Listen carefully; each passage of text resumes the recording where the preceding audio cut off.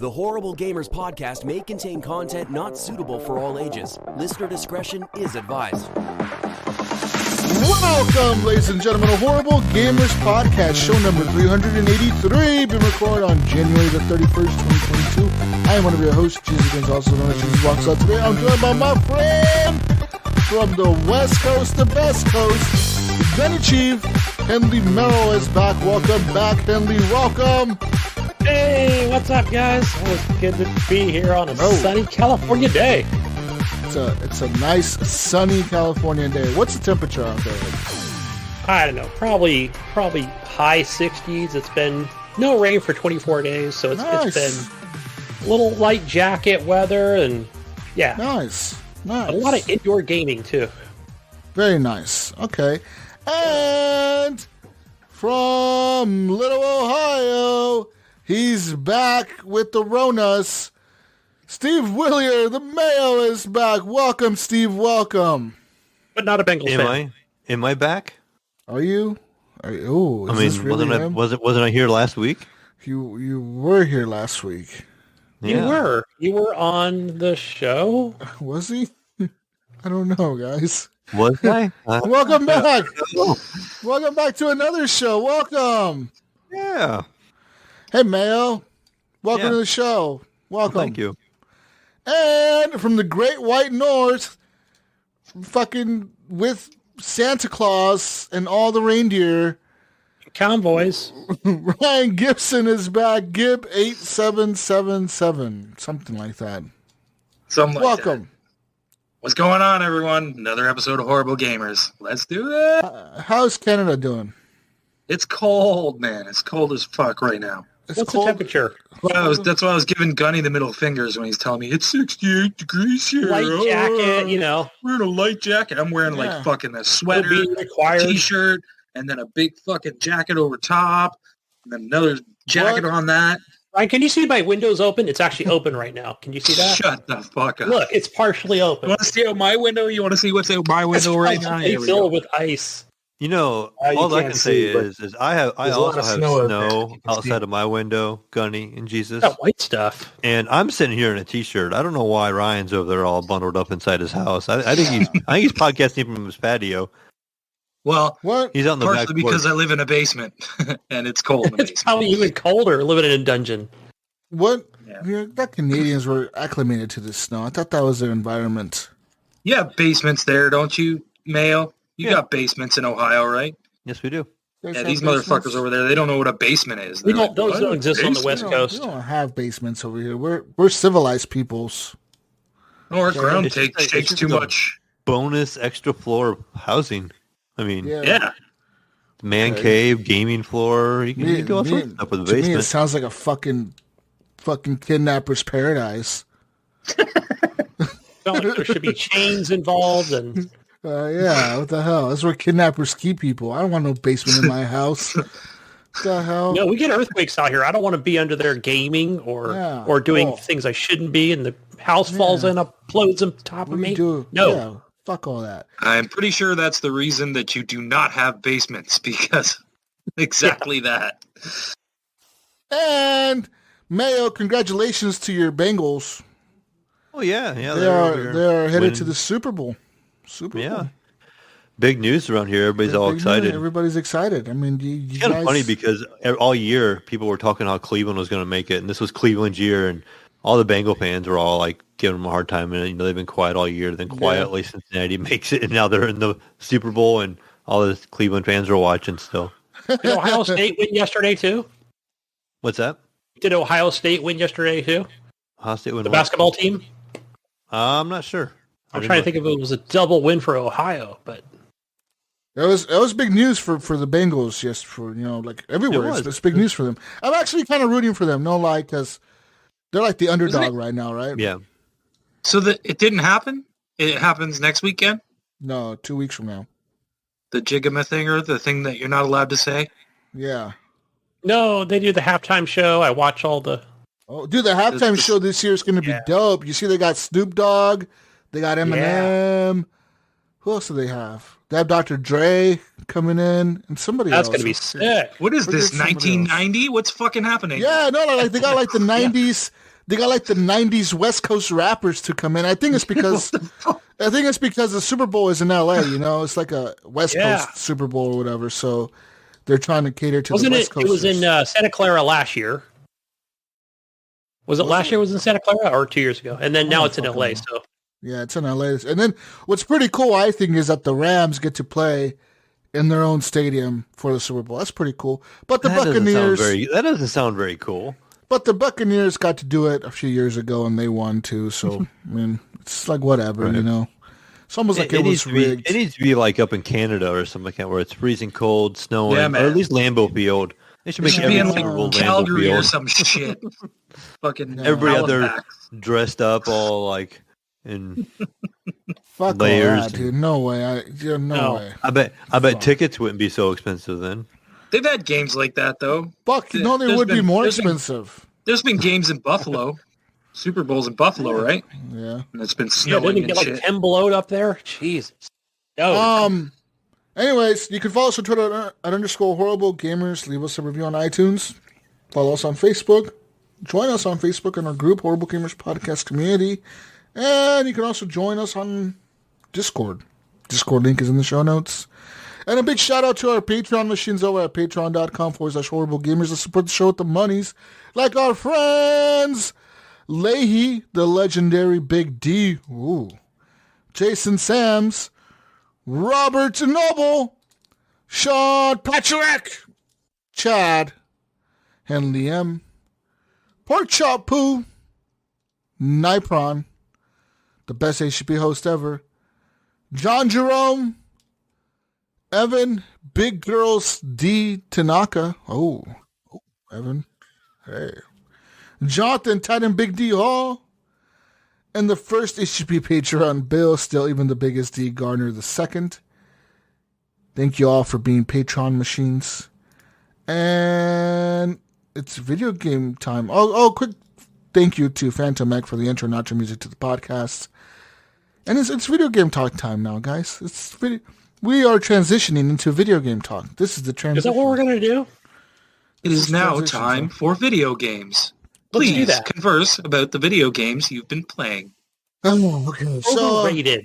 I've only played really one game this week. All right. So honestly, I played one game. What would that one game be? This is Battlefield 2042. I played that. Oh, that game. We're just blowing stuff up. What's going on with Battlefield? Actually, no, I played a couple games. So Battlefield, it's still going. You know, recently they did the patch that I talked about last week, the patch 3.6, which did a little bit much of nothing. Didn't feel like anything. They still haven't released any real major content drops for the game. Still same maps, same things. So that game, I don't know, man, because EA sees it as a failure. DICE sees it as a failure, almost. Yeah, the numbers have gone down tremendously. But the game could be so much better if they just fucking added maps to it.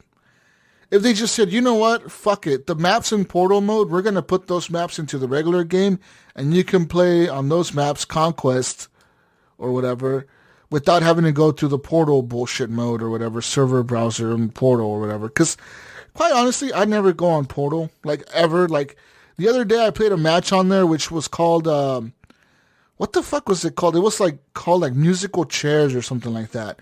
And pretty much, it was kind of a weird mode. It was a free-for-all, right, Mayo? Mm-hmm. It was first to 50 kills wins.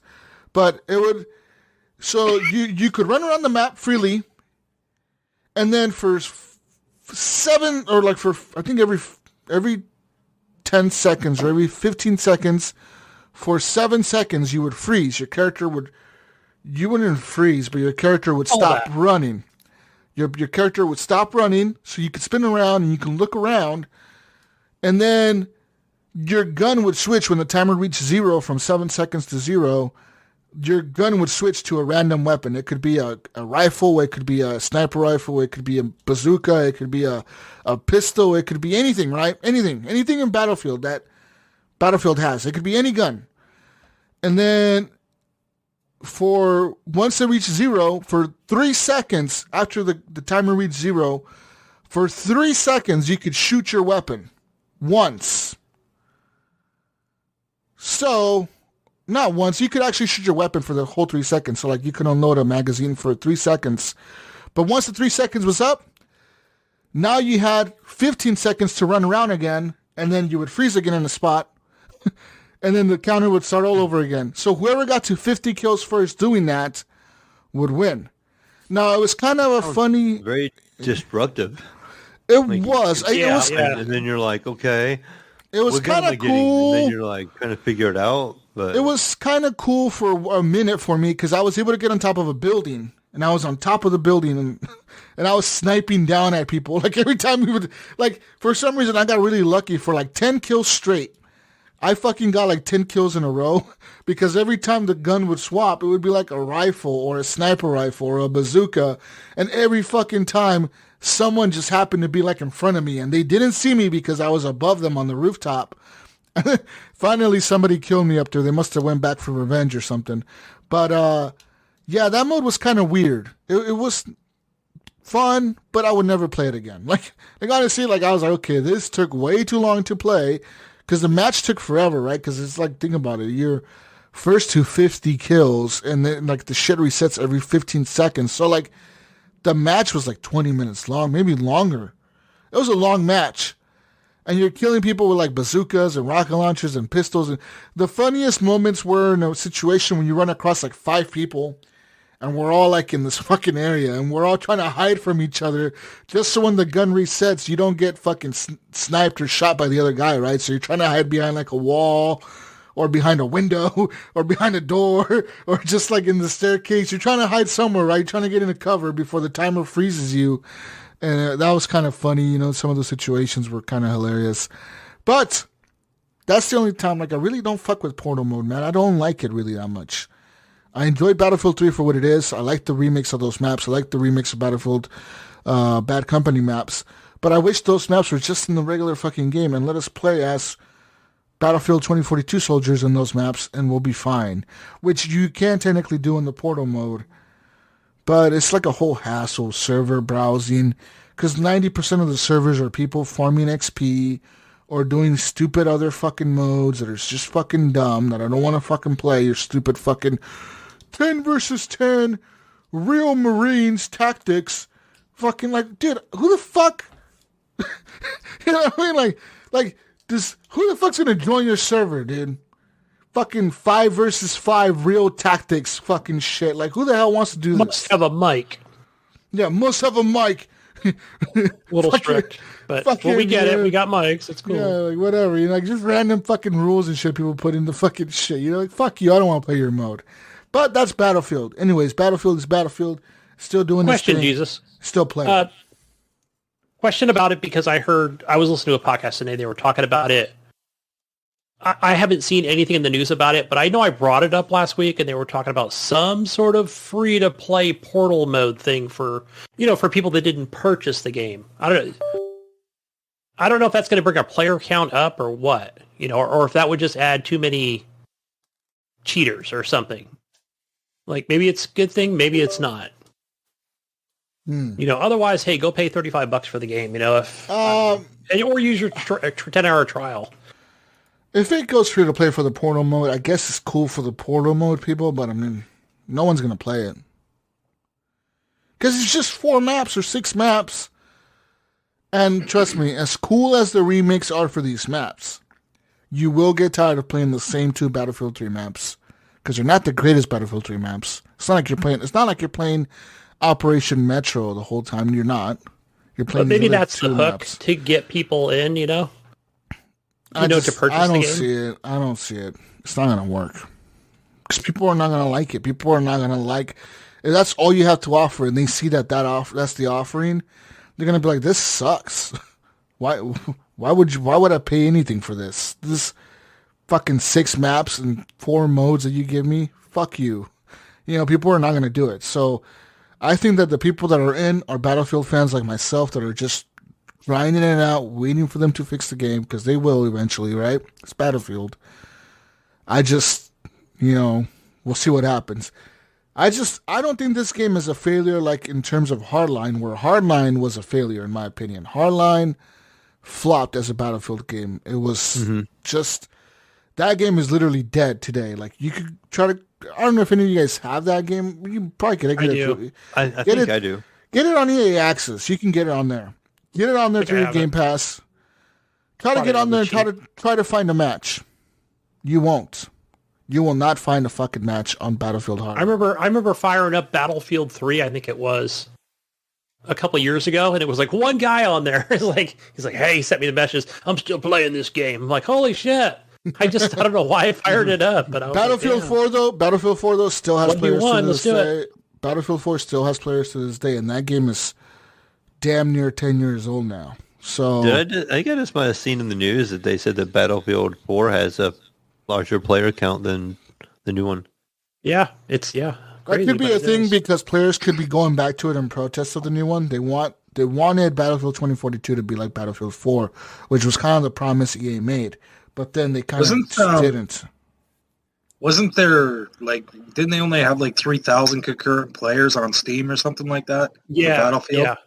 And it dropped out of the top 50 on Xbox. That was as of last week. Yep. Yeah. Oh, the article was Battlefield 1 and Battlefield 5. It says it still have a higher player counts than Battlefield 42. Okay. Well, I mean, those are newer than Battlefield 4. Yeah. Yeah. Look at the player count right now for Battlefield 2042 Steam charts. So right now there's 4,000 people playing. Yeah. A few hours ago there was 4,000. That's not a lot, dude. No. That's not a lot at all. No, that's a significant drop, is what it is. Considering the game is the newest Battlefield, you know what I mean? So it says here from December to now, they've lost 31,000 players on Steam. Actually, from November to December, so the first month they came out to December, they lost 31,000, because the first month the average was 51,000. Then it dropped to 20,000, then it dropped to 7,000 last month. And right now we're at 4,800. And the all-time peak was 100,000, so that's probably all launched there or whatever. But yeah, like I said, Battlefield does have some things it needs to fix. It does need to be more like Battlefield. It doesn't really feel like Battlefield. It feels like they try to go Call of Duty too much or something, It really did. They dropped It's a real competitive space right now, right? Because it's almost like, think back to part of that Xbox, generation of where, hey, you had your Battlefield, you had your Halo, but now you've got Apex. Call of Duty's always a thing, right? So there are just so many freaking FPSs, but I would say Apex being the newer one. Well, in terms of money, EA's looking at Apex for their money. Apex, is one of their biggest shooters, if not their biggest at this point. It trumped Battlefield. That's what it did. In terms of money making for them, it probably did. Because they're probably fuck, we could make so much more money on Apex than we could ever on Battlefield. Because Battlefield, unless they made Battlefield Battle Royale, some crazy fucking mode on Battle Royale Battlefield, where you had destruction and the fucking crazy explosions and the tanks and the fucking jets and the craziness. If they made that free to play, I think Battlefield may be a great, Battle Royale game. I just think it would be very difficult, because you have so many vehicles that's what Battlefield is in my head. When you play Battlefield, you don't play it to be in the ground shooting guns. Yeah, that's cool and all, but you're playing it to be on the ground shooting guns, and then all of a sudden a fucking tank drives through the goddamn wall, and your friend is trying to run at you to revive you, and your other buddy's shooting at the tank with a rocket launcher, and your other buddy's across the map on top of a building laughing at you guys because he's watching you through a fucking scope. And then you got your other buddy coming in a helicopter shooting up the tank, and you got explosions and fucking cool shit happening, you know what I mean? Where Call of Duty is just whatever, it's the bullshit that it is, it's shoot people or whatever. That's cool, but Battlefield is Battlefield. Anyways, Battlefield 2042 needs to improve, but I'm still playing it. And I'm level 60-something on it already. I'm not S rank or whatever, special rank or whatever the fuck. I see lots of those people still playing. Oh, Gunny. He's not S rank yet. Still afraid of the S. I was going to say, I was waiting for him to say, like, I've made the equivalent of prestige on Ben. Still having those nightmares, Jesus? Yeah. Still unlocked all the attachments. I'm not a cheater like Mayo is. Mayo would be an S cheater. You would be an S rank right now. Why would I be the S rank? You're a wall hack. You would cheat. I would not be the cheater. You're a wall hack. Gunny would be the cheater over there. Look at him. He looks like the guilty one over there. He's like, what? No baby mode? Okay. Yeah. All right. And speaking of great shooters, another great shooter that I played this week was Ready or Not. So Ready or Not, the content update for January finally dropped. And that dropped on the 24th, I believe. A couple of days ago, actually. A few days ago. Not that long ago. A few days ago. I was playing it. Ready or Not, fucking holy shit, guys. Big update this week came out. So they've updated I don't know if you guys remember Rainbow Six Siege, right? So Rainbow Six Siege has that hotel building. You know that it's like a fucking hotel. And you got like 3 floors you can kind of go through or whatever and fuck people up or whatever. So this map, they have a hotel in Ready or Not.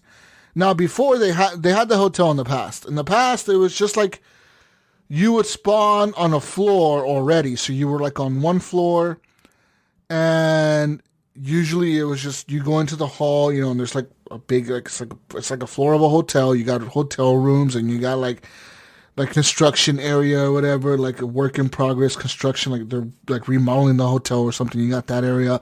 And then earlier sometime last month or this month, they added another level to that area. So they added a second floor to that floor that you were on. So you could, like, if you were playing, I believe it's the raid mode. If you were playing the raid mode, they added a second floor to that, so where you can go up the staircase on that floor, and then you get to the penthouse level. So you have 2 penthouse rooms that you had to go clear out, and they're like nice penthouses. You know what I mean? Like they got like you kick in the door, and you're like in a big fucking apartment almost. Like a house. On this, you have to clear out, on this floor. So that was the content update they kind of released earlier in the month. But now they got a big update. So the bigger update now is that you spawn on the ground floor outside of the hotel. So you're outside of the hotel in the front of the building. And now you have multiple entrances. So you could come in through the front door, or you can come in to the garage, or you can come in the back door, Gunny. So like they got like multiple different entrances. So like what's really cool about this level, though, is that it's a raid level. So usually, the modes in Ready or Not are kind of situated like this. You play, there's a barricaded, where the suspects have barricaded themselves in a building or in an area, and you have to kind of go in there and fuck them up and get them out of there, or arrest them or kill them or whatever, and, whatever. There's hostage rescue, where, like we've spoken in the past, where you're looking for hostages, you're rescuing them, etc. There's bomb diffuser, where you're diffusing bombs that are laid out in the map, or there's a raid where you're going in, but the hostages are amped up. They're fucking hyped, dude. They're ready to fuck you up, They know you're coming. They're waiting for you, and they're gonna fuck you up when you come to the door. Dude, the fucking new hotel level, you kick in the front door, you're like in this huge fucking lobby entrance of the hotel. You got a gift shop hallway, like down the hallway. You got a fucking, like, you got these back rooms and shit that go through, like, access, like, they're like access tunnels for the employees. You have to clear all this area, like a huge garage you have to clear out. There's a fucking, like I said, there's a gift shop, there's a huge gym area, there's a huge lobby entrance area where they executed all these civilians. There's all these dead bodies on the wall and shit. Like, they just lined them up and shot all these people on the wall. There's all these fucking dead bodies everywhere and shit. People gasping for air, fucking bleeding on the ground. Fuck, I'm dying, help me. And you're like, holy fuck, you're calling out all these, you're calling medics and shit as you're walking through the building because you see all these fucking civilians dying everywhere. And, dude, this fucking level is hard as shit. Like, I replayed this fucking thing probably 7 times the other day, 10 times, probably more. And not once were we able to beat it. Not fucking once. There was times where we got really close, but every single time, it would always come down to, like, everyone started dying. Like, either it was me making a mistake, another guy getting ambushed, another guy making a mistake, another guy making a mistake. Because, now they've updated the AI, Mayo. So now the AI, when they're surrendering, they don't just surrender anymore. As they're dropping to their knees, some of them will actually change their fucking mind, and they will reach into their waistband real quick and just like turn around on you. Like, I'm talking like maybe a half a second, dude. These fuckers will reach into their waistband, turn around on you, and you're dead, dude. They shot you. They fucking shot you. All right? They like, this is like half a second reaction time. So like, I didn't even know that they added that to the game. So I'm just expecting this guy to surrender. And he's like, oh, no, I give up. He's putting his hands up. And, you know, you're keeping an eye on the guy, you know, because you're making sure they don't shoot at you. But you're also trying to look at the room, you know. You're trying to look at the whole situation of this room you just walked into. You're trying to make sure there's no other guy hiding behind the fucking corner or something. And as I'm walking up to this guy to arrest him, he just turned around and shot me. I'm like, what the fuck? What the fuck, dude? So now what I do, Gunny, is every person that I walk across, if I push, you know, because you press the command, which is like F, I think, and it tells them like, police, put your fucking hands up, you know, or you tell people to get down on the ground or put their hands up or drop the gun. If I tell them once to drop the fucking gun or get on the ground and they don't listen, I'm shooting them. I'm fucking shooting you. I don't care if you don't have a gun in your hand. I don't care if you're fucking walking away from me, if you're walking towards me. What if that's on camera and somebody sees it? It is on outrage in the community. No, every SWAT team guy, we all have head cams because you can actually press, I think it's like T on your keyboard or whatever, and it brings up like a cam of each of your squad mates. Is that what that is? I was wondering if that was a streaming thing or not. Yeah, it toggles the cameras, and then like when they die, the camera goes blurry or whatever, and they're dead. But so like, yeah, man, the other day we're you know, and they also added like a new area to you remember the crack house we played on Mayo? Yes. So they added a new area to the crack house. They added like you can now go down the street, and there's like a laundromat down the street. You have to clear out this laundromat. You kind of spawn by the laundromat actually, and you have to kind of clear that out first, and then you go up to the house. And there's the house, but also next to the house is like a big it's almost like another house, but it's covered like in a tarp. You know, like kind of like when they fumigate houses or whatever, like exterminators fumigate a house. They put these tarps over the house. Yeah, we do that at the apartment complex here. There's this huge tarp over the house, and like there's like a whole nother house you have to clear out. So now there's 2 crack houses, and there's the laundromat, and they kind of got rid of the backyard for that level. But the backyard is still there on other levels. So like, you know, we kick in the door to the laundromat, dude. I shit you not, man. It was hilarious. The other day we were playing, right? And we're stacked up at the door, and I'm stacked up waiting for the guy to breach in front of me. And the other guy just kind of walks up and he's like, oh, okay, guys, I'll open the door. And he opens the fucking door. Dude, as soon as you open the door, we get shot. Like, all of us got killed in like 3. I've seen that too. Those like are hilarious. A second. Like, boom, boom, boom, boom, boom. Everyone just shot in like 2 seconds. We're like, what the fuck, dude? Why'd you open that door? He's like, oh, I thought you guys cleared it already. I do like that procedural generation of where the enemies are placed in the game. Yeah, and not just that, but how aggressive they are. Sometimes they're very docile. Sometimes they're very coming at you gun-ho, man. You know, like that. This game, Mayo, the update fucking didn't change the fundamentals of the game. The game is still, you go in there, you fuck people up, you're the cops, you're the SWAT team. But you got to go in there. It always reminds me, Jesus. AI is fucking really good in this game. They're really good. You know what I picture you as, Jesus, as you describe it, like, you know, hey, this is my favorite crack shack right here. This is the map I play.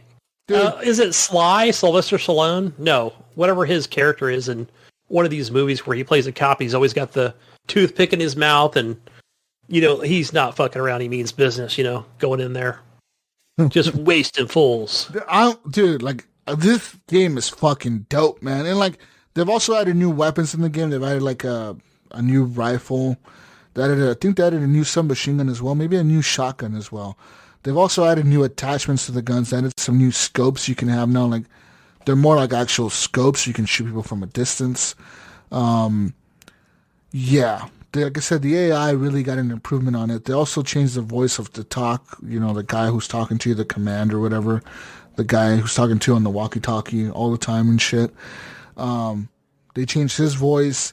They also changed some of the lines some of the civilians say. Sometimes they'll say, like, help me, you know, so you kind of know to not shoot at that person, you know, because they're, like, actually asking you for help instead of telling you to fuck off. Like, half the other people are telling you to fuck off, you know, when they're running at you or running away from you. Get your fucking hands off me.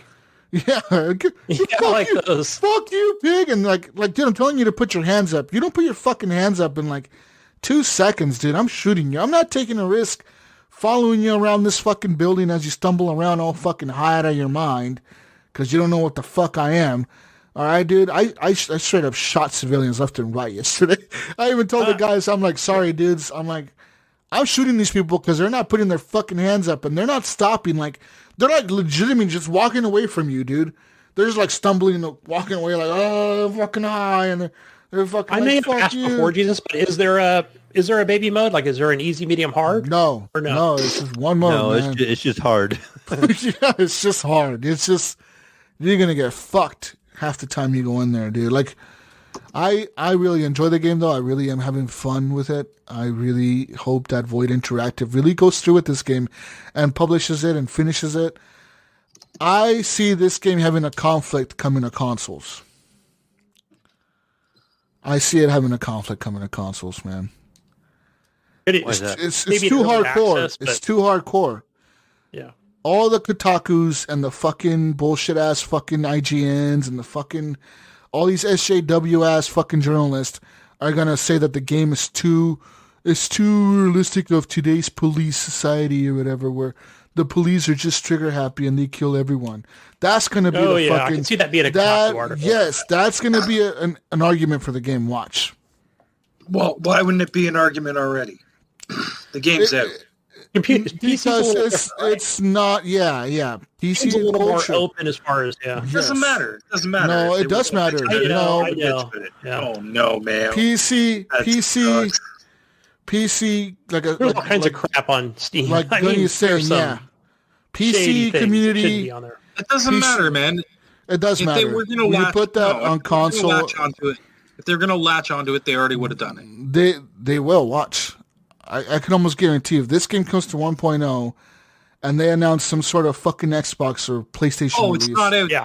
The Twitter police will come out. They will come out and attack Jim Ryan and Phil Spencer. I thought it was out already. I thought it was. Yeah, they're going to come out and say, this game is glorifying police brutality or some bullshit like that. And I think have this on the Xbox platform. Actually, I'm not going to lie. I think Kotaku already made an article about it saying that it does glorify police violence. But I think in return of that, in retaliation to that article, everybody went and instead of keeping their purchase of the $40 version, people started buying the $120 version of the game. They upgraded their fucking their editions to the supporter edition, and they left the review saying, "Hey, I bought your game at $40, but just because I read that Kotaku article, I bought the fucking $90 version or whatever. Because fuck those guys." This game is fucking awesome. Keep making the game, you know. And I hope that we need to stop letting fucking outlets decide what we buy. Like definitely. These right away, Jesus. I just kind of Googled it, and there's a Kotaku article saying controversial Steam bestseller Ready or Not is an unsettling SWAT fantasy. See, told you. See, I told you. Everything is Like, dude, you're literally going into houses, like rescuing hostages and shit with people with guns. Like, what the fuck? Yes, sometimes civilians will get fucking shot, dude. Yes, that happens in real life. Guess what, Siege dude? Has a save the hostage mode, by the way. Yes, they all do. But you know what the difference is? The difference is Rainbow Six Siege, all the guys in the building are bad guys. They're not. None of them are civilians that you can kill, Gunny. That's the difference. We need to change the game then. And you can tell right away in this article, Jesus, just the first paragraph, it says, Ready or Not is a tactical horror game where you can creep through sprawling mazes of American decay, searching for violent suspects amidst cowering bystanders. Steam currently loves it, but after spending a few hours with it, I can't say that I do. At its best, it's an admirably teased puzzle game punctuated by twitchy shootouts, but it was also a violent political fantasy with no capacity for self-integration. Like, really, dude? Really, like an American decay. Politics to this? What happened? Great, buddy. That's your opinion. Yeah, that's all I say to that. You know you're what I mean? Kicking in crackheads' doors. You know, fucking crackheads and... I know, but listen, it's a video game. Yeah. It's not real life. Like, you're actually kicking in somebody's door and shooting somebody in the head. You're killing somebody in a computer game. it doesn't. All these people just. What are we going to say next? Killing people in computer games all their lives. Years, right? What are we going to say next? We're going to say Call of Duty glorifies the violence of war. Yeah. Like we're glorifying real war, Mayo. We're glorifying it. We shouldn't be glorifying war at all. How come we can go and watch World War II movies and stuff like that, where it's all, but nobody says anything about that, right? Or horror movies, right? That's just murdering innocent especially people. Kotaku. I hate Kotaku so much. They do a lot of that. That's like their MO, right? Like SJW bullshit. But like I said, in retaliation to those articles, people are on Steam buying the more expensive edition of the game, and they're leaving reviews, positive reviews, saying, "Hey, fuck Kotaku, keep making your fucking game. I hope you actually release this. I hope you make it." I'm glad people are doing that. That's awesome. The reason Void Interactive, they came out and said the reason they left their publisher, which I forget who it was. We were talking about it a few weeks ago. The reason they kind of said fuck you to their publisher, and they kind of decided, you know what? We're just going to go stream Greenlight and fucking go early access and go on Steam and do it ourselves, was because they said their publisher didn't like the way they were doing what they were doing in the game. They said the publisher was telling them that they were too violent in the game, that they didn't want civilians in the lobbies or whatever, that you cannot shoot civilians and shit. And Void Interactive was like, well, how the fuck is that going to be a realistic cop shooter or SWAT game? Like, motherfucker, there's people in the building. Yeah. What do you mean? So they kind of said, fuck you. Siege, right? We don't want to make we want to make our own fucking game. A better game, yeah. So, in the article, I was just kind of skimming through it, and it says that one of their sentences in here, it says, the game trains you to fear everyone you meet, not as commentary, but as wishfulment, and with seemingly no awareness of the nation's recent reckoning with the epidemic of police killings. I get that. Yeah. I get where they're coming from on that, but it's still a video game. Right.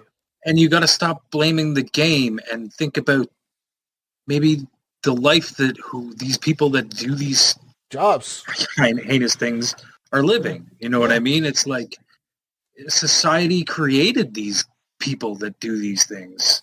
Not just that, but think of the situation where I'm looking at the side of the cop, where you look at the way, if you were a cop, dude, and you went to work, think about it. Would you not want to go home that day?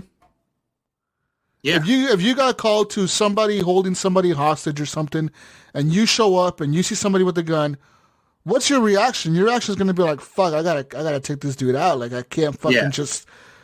You can't hesitate in those situations, and that's self-preservation, right? That's what this game really is about too. Like I said, you kick in a door, dude. You see somebody with their back towards you. You don't know that motherfucker has a gun, and you don't want to be the first one to die in the match, because now you got to fucking sit there and watch everybody for the next fucking 20 minutes, maybe. Like, fuck that.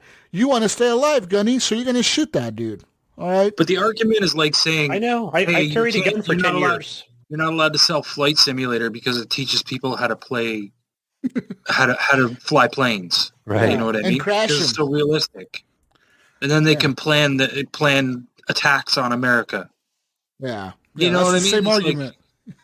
It's true. You probably could do that. And you know what? You could do it around the whole world, because Microsoft gives you the whole world, the actual world. The actual fucking world to fly around in. But that won't click. That won't get people to click on it. Yeah. So they got to go with Ready or Not instead. They'll run that article. Yeah. The fuck the police fucking. Exactly. Right? Because it's topical and it's in the news, and that's the only reason the article was written in the first place. Yeah. And you know what I mean? So I really hope these guys make this game and publish it, man. Like I said, I'm in love with this game, dude. This game really, it's so tense at times, but it's so much fun. It's fun when you're able to clear a level or like, you're like, fuck yeah, we did that. And then you realize you fucked up like at the end, because it's tallying your score and you get like a fucking F, and you're like, God, we did so terrible, but we lived through it. Good job, guys. You made it. Yeah. It's a good trailer you put up. Also on the Discord. I want to get back into it, and I'm like, I don't have a little bit of time to hop in and play, so I don't want to get too deep, because I'll be jumping about myself and trying to figure out what's going on. It's so in depth and so technical. I'm like, I'm just gonna wait until Jesus is on. I can get with him one of these days, and we just haven't been able to Nipron, dude, really went hard on it, right? I've owned this game longer than Nipron, and I've put in probably like 13 hours into it. Nipron has over 20 hours into this fucking game, and he's owned it like a week. Yeah, Nipron is into this shit, man. He like, I'm telling you, this Nipron's dude streaming this shit. He's getting good viewers. He hits me up like at 10 o'clock and, hey man, get on, let's play some radio. And I'm like, dude, I gotta go to bed, man. What he's streaming? No wonder I'm asleep, but I don't see him. His Facebook on Twitch video he posted. There's a little video when he was talking about it. And he tried to flashbang and it like bounced off the door and it flashbanged the whole team in the video. He's yeah, like, you do. Guys. There's funny shit that happens like that too all the time, man. Or friendly fire or just dumb shit that happens all the time. And yeah, like the game is really kind of realistic almost. So now even when you go into a room and you shoot someone, say you shoot them once or twice, they might not go down. Like they might still be standing or whatever with their guns and shooting back at you, or they might just put their hands up. If you shoot them once, you can get them to put their hands up because they're like, oh fuck this, they give up. Or like, I didn't know this, but you can apparently shoot the guns out of people's hands, like John Wick fucking style, dude. Like really? Oh no. Yeah, you can legit, like, if you're fast enough at going like see somebody walking at you with a gun or coming around the corner with a gun. You don't have to necessarily kill them. You can actually shoot their hand or their arm, and they will drop the gun that they're holding. They might try to go for it again, I think, but they'll drop the gun right away. So that's kind of a neat little thing that I didn't know you could do until I watched one of the guys on my team do it the other day. He was fucking doing some John Wick shit, shooting people in the arms and shit. I'm like, what the fuck? That's pretty fucking cool, man. I've seen that. I've seen that where they like actually shot somebody's arm. I'm like, what the hell? Like, I didn't know you can injure a suspect or if there's points deducted for it. Yeah, you can injure people or whatever. Like, it's kind of weird, You can also get like I said, anything you do that's negative. So you kill a civilian, you kill an unarmed suspect, or you use lethal force unnecessarily or whatever, like unauthorized lethal force or whatever. You get negative points for all that shit. So, like I said, the goal of the game is to kill all the bad guys that have guns, arrest the bad guys that don't have guns, and try to not kill any civilians, which is really fucking hard. I don't think I've ever played one match. I don't think I played one match where we got a perfect like A+ rating or whatever, like in the sport. Never. I think best. Jesus? You know why? Why? Because you have to shoot the gun out of the civilian's hands. You got to shoot the gun, but you got to hit the gun, then you get the achievement. Oh. A+ for those, huh? Team achievements. Taser everybody in the fucking match. You gotta headshot every bad guy and shoot the gun out of all the civilians. 100% accuracy, no missed shots. Yeah, like whole team's got to work together to do it. Yeah, that would be so hard, dude. I don't think that could ever. Mayo, do you think there could ever be a match like that where everyone doesn't miss a shot? I want to see that YouTube. Get 100% accuracy. I'm sure if you had some like SWAT team that was playing or something, really good together, guys. they could probably pull it off, but it would be hard. You would have to go so slow. So I mean, the game is already slow. Where you can't really run in the game. Like you would have to go really slow through every fucking room. Like you guys would have to watch each other's back and like go really slow. I think it would be too hard, man. I don't think you could do it. And you have to get all headshots and shoot the guns at all the civilians. Fuck all that, dude. No way. Anyways, Ready or Not, it's on Steam for $40. Get it for early access.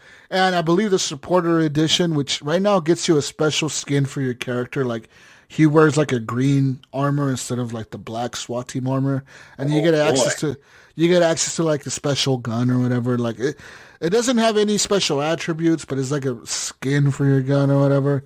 Yeah. And they did say that once the game comes out, that those people that bought that edition of the game will get the first DLC for free. Which, man, some of these maps look really cool, Mayo. They got this new test map that looks like a penthouse. They got one that looks like a mansion, like on the side of like Beverly Hills or something. It looks really cool, man. I'm telling you, they got a fast food restaurant one too. They got one that's like a fast food joint. That one looks like it's going to be pretty wild. Like, there's going to be some cool maps in this game when it comes out, I think, or when they keep updating it. Other than that, I really haven't played much else. I really want to get back and play this one game that I saw on my Steam account that I haven't gone back to. And that's not for broadcast. I want to go play that this week. That game finally came out. Ryan. Did it? Yeah, so what game is this again? Not for broadcast, is that live... How do you call it? I remember you talking about it before, but I don't remember what it is. About a year ago, maybe? Yeah. Yeah, it's been a while. Motion capture game where they use real actors, and you are you work for that news station, and you're controlling the news feed or whatever. You're controlling what you. Is it kind of like Late Shift or whatever? Kind of, but no. Not live action, in but the studio working all the camera, the screens. Yeah, you are the guy in the back of the news TV station. You're the one that's cutting into different feeds. And you get to pick what commercials you put when the commercials come on. Right. Okay. And right. I remember you talking about. They'll tell you cut to camera 2, cut to camera 1, or if you want to fuck them up, you can cut to a different camera completely and show what they're really saying in the background or whatever, And it's a lot of cool shit you can figure. This game actually got a world record the other day. I actually saw them. They were putting on their feed that they got the Guinness World Record for the most motion capture, the most filmed, captured live action or whatever, captured for a video game ever. Then they said something like 45 hours of the most FMV. Yeah. They recorded 45 fucking hours of video or whatever for the game or something like that. Which apparently the previous game that had it, I don't know if it was Late Shift or something else, they had only recorded 8 hours. Really? I'm surprised. That's a lot, I'm dude. surprised Quantum Break wasn't up there. Yeah, they recorded only 8 hours for whatever, the fucking content or whatever. So this game has 42 hours of videos in it. Like I said, it looks like one of those cool games with different endings or whatever. So I want to play it now, Mayo, now that it's done. Because I want to see how I can influence the world. There you go. Yeah. That's all I've been playing, man. I have nothing else. I want to get Pokemon, but I will eventually get it. Pokemon Arceus. Ryan, get Pokemon. Why? I'm not getting Pokemon. I don't even have a Switch. Why not, bro? I got rid of it a long time ago. I got rid of that when I got my Elite Series 2. Get Pokemon, Mayo. Get a Pokemon. Yeah, I should. My son has been watching a little bit. See? I bought the last 2, so. I heard it wasn't good. That's not true. Iams told me it's good, but I don't know if I believe Iams. Iams told you it's good. He also said he wished it had some voice acting, or him and Bill, I think, said wish it had some voice acting because it's kind of quiet. It's Nintendo. Nintendo never has voice acting. I think that would ruin Pokemon. But they go back to you can't see people when you're wandering around the map and shit like that in this one. I heard that was annoying. Yeah. You know how in the newer ones they you could see the enemies, and in the old ones you can't see them when you're wandering around and you just randomly run into them. I heard this one's back to that again. Okay, well, I think that's better. You like random? Yeah, I like random because it's more original, I think. But those points of time where you're just trying to get somewhere and you could avoid them and get somewhere, but now you can't because you don't even know when they're coming. It's just however many steps you take before you get into your next battle. You know what I mean? It's like Temtem or whatever, right? Where you walk into the tall grass, you're going to fucking fight an animal or whatever. Yeah. Right. Yeah, it's the same. I mean, I prefer it that way because the way, you're talking about the way, Pokemon Sword and Shield, the way those have it is, you're right. You can see the Pokemon jumping around or whatever, walking around. Yeah, and you could avoid them if you wanted to. You could avoid them, but a lot of times you even walk kind of near them. Those motherfuckers are chasing you. They're chasing your ass, and you're like, fuck, dude. Come on, man. I already fought 6 of you, dude. I don't want to fight you too, dude. And then you're like, oh, okay, I guess I have to fight this fucking thing another time. Okay. And, when it's just random, you kind of feel like the music starts. You know, when it's random, it gets like maybe like I hope that it's random in a way where like you get to fight more random Pokemon than just like the same fucking one over and over. Like, Probably not. Yeah. Probably There's not. probably That was not. my Probably complaint about the last Keep one. That was fighting that fucking stupid bat that you fight every time. Yeah, the you're last right. one I picked up was at Brilliant Diamond, or the last new one, right? And that's pretty much the first one I really ever played through much. And that was my complaint. It was like you just kind of kept fighting the same ones over and over in that area. You know, I'm just kind of like, oh no, not another bat, or no, not another. What's that rock guy? That the little rock with arms on him. I don't know their names, but Me either. you just kept fighting them over again, and it was just kind of like, okay, it was fun, but it's kind of getting repetitive after a while. But I don't know. I'll probably pick it up though. My son plays through all of them, so I know he'll play it regardless. So I know the game will get played. You're talking about the latest Pokemon? Yeah. Yeah. Pokemon. Yeah. Anyways, Gotta catch 'em all. I'll probably end up buying that and playing it sometime. You know. Yeah. Anyways, what have you been playing? I don't know. Who wants to go next? I don't know. Anyone? I can go. I know the three of us have all been playing a game together. Yeah. Besides jump one in other on it. game, Together, that's the but other game we've all I been playing it at the same have been time. playing. I think Ryan's referring Roundtable to discussion. Nobody Saves the World, right? Okay. Is that what you're I referring talked to? about it last week a little bit, and Yeah. like I gushed over it. Like I love this game. It's so much fun. It is. It is a lot of fun. You know, I'm still not quite. You know, Ryan and I we were just talking before the show. I'm not quite as far as he was, but I did show him. I did figure out. I was kind of figured out how to. I unlocked my Archer Jesus, and you can add different abilities from other characters you unlock. And I found out kind of a way to go in like higher level dungeons with my little Archer, and you kind of tank my way through it with the Archer and beat some higher level stuff without being as leveled as I need to be. So. Nice little combo. You can mess with the combos in this game, Jesus. You can take a character and you can use any ability from another person you unlock, and you can add it to your person. So you could technically have the horse and have it shoot arrows out of it, or roll across the map like an egg, or just whatever the basic attack is of another character. You could actually incorporate it into one of your 4 buttons or attacks for your character you're using. And you can change between the characters as well. Like there's how many characters? I don't even know. There's like 20 or something. Yeah, like probably 15 something or like that. 20 characters or something like that. And you can switch between them, and they all have different gameplay and different attacks. But then you can mix their attacks up, so you can grab someone else's attack and put it as a secondary or whatever, or a third or a fourth. And And you're trying to level up every single character, like all the different characters to unlock more characters. Every time you gain levels or ranks or whatever, you go up, you unlock other characters when you get certain ranks.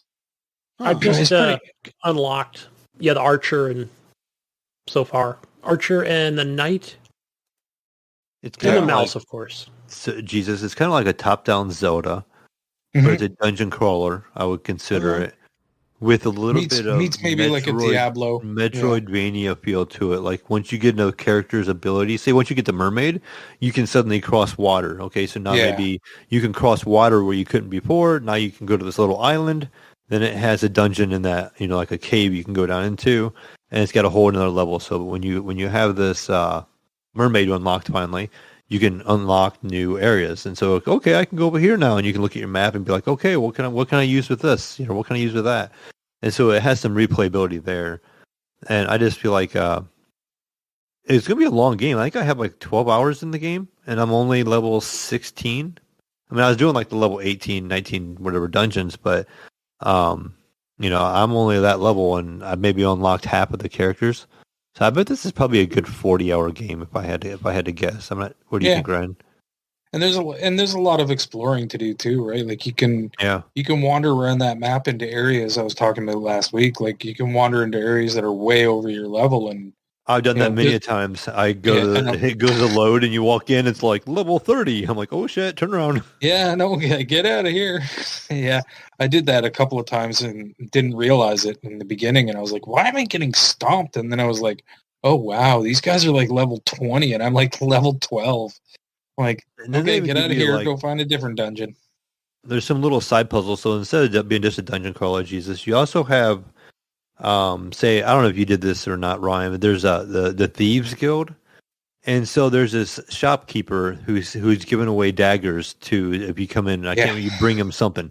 But you have to change your appearance every time you go in, and you need to get like the guy to give them to you 4 times. So like I went in one time with my normal character and he gave me a dagger. The next time I went in with my archer and he gave me a dagger. Then I went in with my squire and he gave me a dagger. Well, I didn't have a 4th human because you had to do it as a human. He wouldn't let a snail or a horse or nothing in the shop. Yeah. So I had to find the next human. So then I unlocked the bodybuilder later on in the game. And so I went in as the bodybuilder and he gave me that. And so I talked to the guy outside. You give him the 4 daggers and it unlocks a quest with the Thieves Guild. I went back and I did all those, and then it unlocks newer quests, in that guild. And so there's actually a Thieves Guild and there's like a Knights Guild on top of the regular dungeon running you got to do, and there's a lot to it, and each level feels really different. It has a different atmosphere, but you'll usually every time you go into a new dungeon, you're gonna find some kind of new enemy, and there's gonna be some kind of ability or trick that they're going to have. I know the last one I was in, there's like these little leech things, and they'll hit you with like a little laser beam, and they suck your health away. What you do to counter those, if you hit them one time, that stops and breaks their connection. Yeah. So, and it takes them a while to charge that back up. So like, you just got to kind of focus on hitting them one time, go back and fight the other enemies, hit that guy again one time so he doesn't, kind of reset, and just kind of keep moving. But there's a little bit of strategy when you kind of learn how the other enemies play. And then sometimes they'll have like, you have to use this kind of an ability to break their shield, and then you can attack them. Yeah, you won't do any damage if you do any other attack than that. They're immune to everything, but so that's another thing they throw at you later on to try and mix things up a little bit, so that you're trying to use different abilities and whatever that you don't normally use. And there's some fun little things. Right now, I didn't get a chance to tell you this one, but the little mouse ability. I showed you that ability I had where you can make things explode that are poisoned. Yeah. When I played the nuclear power plant level, there's a bunch of poison in that, and when the enemies would chase you through the poisoned, they would get poisoned. They get poisoned too, and you could explode them without even hitting them. So just the background could cause them to get poisoned, and you could detonate them without even have to like engage them. Which was kind of that's fun. Cool. Yeah. So because usually, normally you would have to use something to poison them and then make them explode, right? Right, but yeah, you could make them walk through the poison on the map, and then you could detonate them. That was kind of funny. It sounds like I'm in the baby mode of things, and it's fairly easy, right? When they'll shoot a projectile, I just move to the left. They'll shoot another one. I move to the right. Things will change. Things will change, Gunny. I really like, Ryan, it cracked me up. I like the light humor in this game. You first fire this game up and you're playing, what, regular white dude? I don't know what to call him, right? Nobody. Right. His name is Nobody. Knows. Yeah, I don't know what that is. So, Jesus, so check this out. Like you wake up and you're in a strange house and there's like a mattress and there's like a shit bucket with flies in it, right? Again, top-down cartoony. It's not gritty or anything. And yeah, I'm like, all right, cool. You get that. It's got that Stardew Valley kind of look, but not so, graphically, it's a lot better than that. But it has that aesthetic, right? And he comes out of the house, and the first thing he talks to is the stranger in the village, and he's asking you, like, where's your pants? Right? I'm like, yeah, I don't know. I don't know who I am. Amnesia. So here you are just walking around, regular white guy, no pants, whatever. It's a strange game, but it's cool so far. I'm enjoying it so far. I've already unlocked the archer. I got the knight. I definitely see like the little bit of that Zelda style type stuff in there because I'm like, I want to get across the water, or I want to get this ferry that has mana. I'm like, oh shit, I have to unlock something else first. That's cool. You gotta unlock the mermaid to get across the water, which is what Mayo was talking about earlier. And then what do you have to unlock? What was the other one? The mermaid for the water. Wait for a second. What was the other one you were trying to figure out? Oh, me or Mayo? You, Gunny. No. Oh, well, I saw you guys were mentioning it already, but about the horse, because you come up to, I think you run into just a random whoever person. They're like, hey, go up there to that dungeon.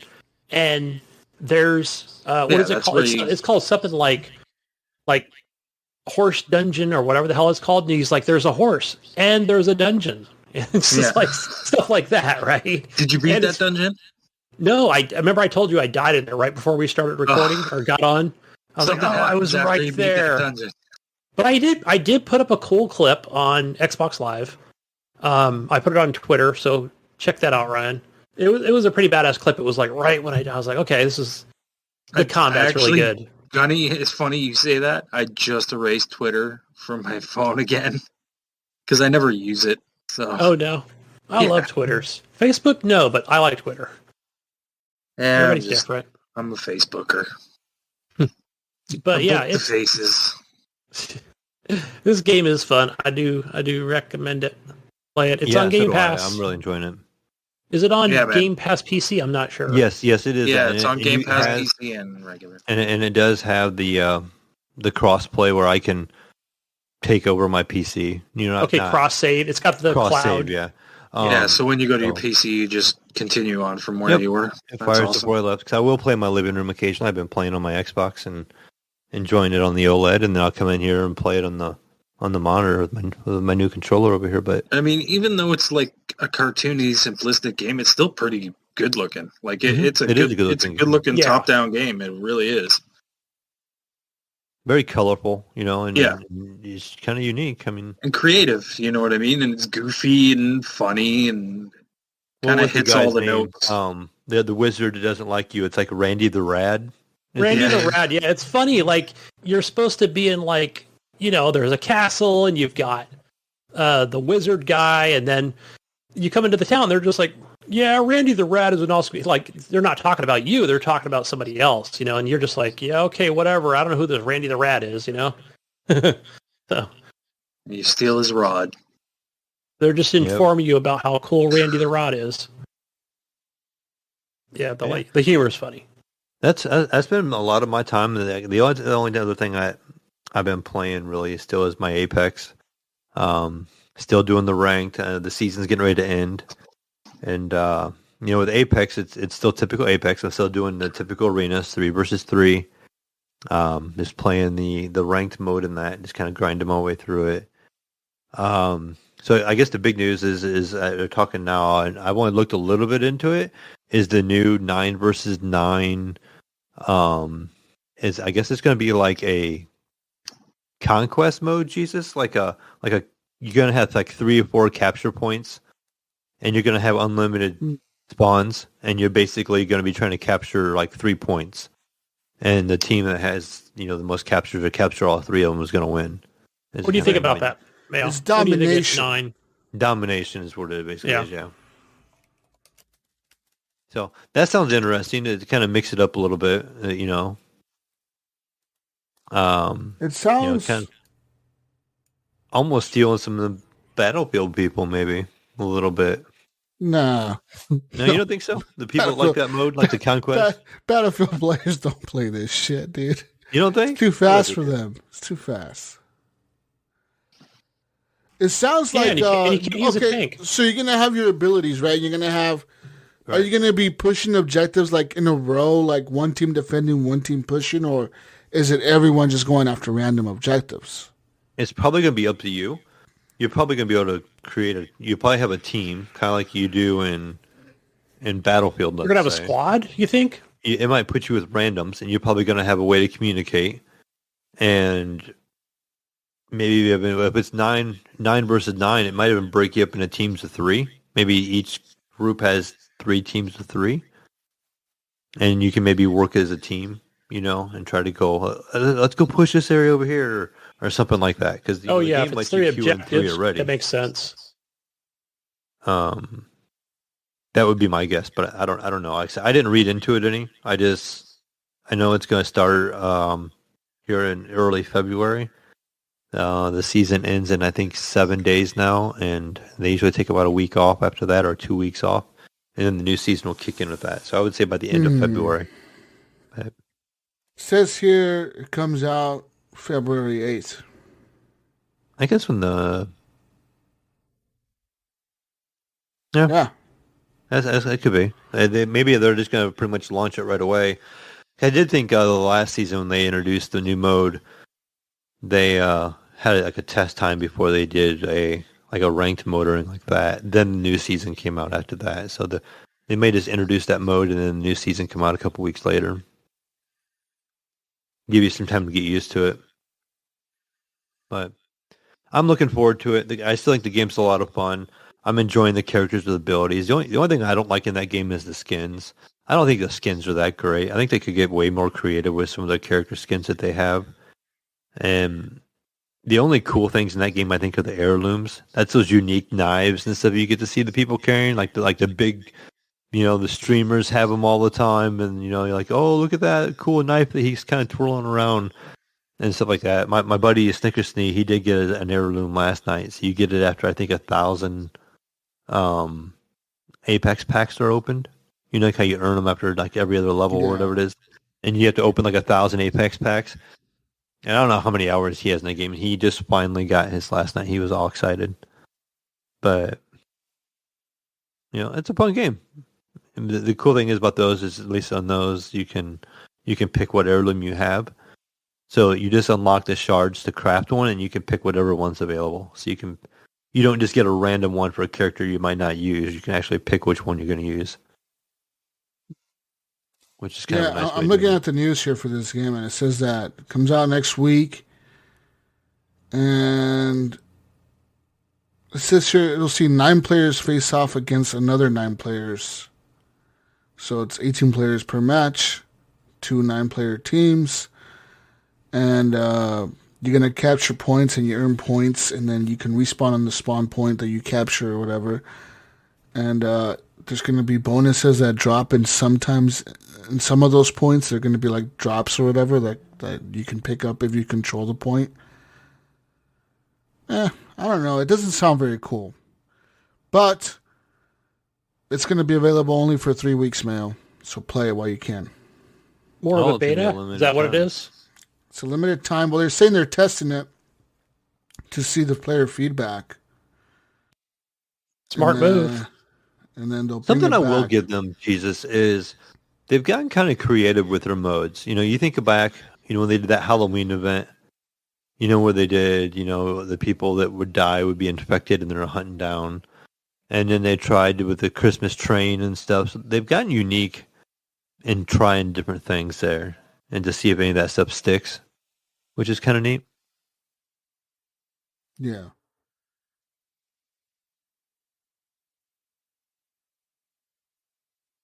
Anyways. What happened? What did it go real quiet? He got the door opened again, Mayo. Your door opened again. Yeah, the door keeps coming back open. That's a ghost in your house. I know the door keeps opening behind him. I don't know if Mayo can see that or not. Where I see it in my camera. There's a ghost behind you, Mayo. And oh, no. Ryan's over here bundled up, like he's over there looking like Canadian Kenny. style. But I mean, that's pretty much all I played this last week was just that little bit of Apex and just Nobody Saves the World. What about you, Brian or Gunny? 22. Ryan, you might be muted. I don't think I can hear you. No. But Ryan messed up his computer. Good job, Ryan. I know. While you were working on that, Ryan, you did something. Okay, you took your headphones off. I'm back. Oh, there you are. You're back. there. I was muted. I didn't realize. No, I can talk now. We can go to Ryan's kitty corner. I played Paparazzi this weekend with my daughter because I thought she would be interested in it, and she totally was not. She got bored with it in like 2 seconds. But it's a game where you just basically run around. It's like Pokemon Snap, but you got to find dogs and take pictures of them. And I thought, oh, that'd be perfect to play with Olivia because she loves dogs and she likes puppies and stuff. And she's going to be like, oh, they're so cute. And she was just like, yeah, I don't care, Daddy. I'm going to go play with my monster trucks. I'm like, oh, okay. Sweet. She's going to be a diesel mechanic? What's going on? Yeah. What was the other game? Oh, I played a little bit of Windjammers too. And that was kind of fun. I don't know if it's not something I'm going to get into, but I could see people having fun with it. It's basically a game where you get, there's two guys, there's two players, one on each side, and you're throwing a disc back and forth, trying to score in a goal to get points. And depending on where you put the disc, you'll get different amounts of points. Like if you get it dead center, it's 5 points. It's an outside shot, it's like 3 points.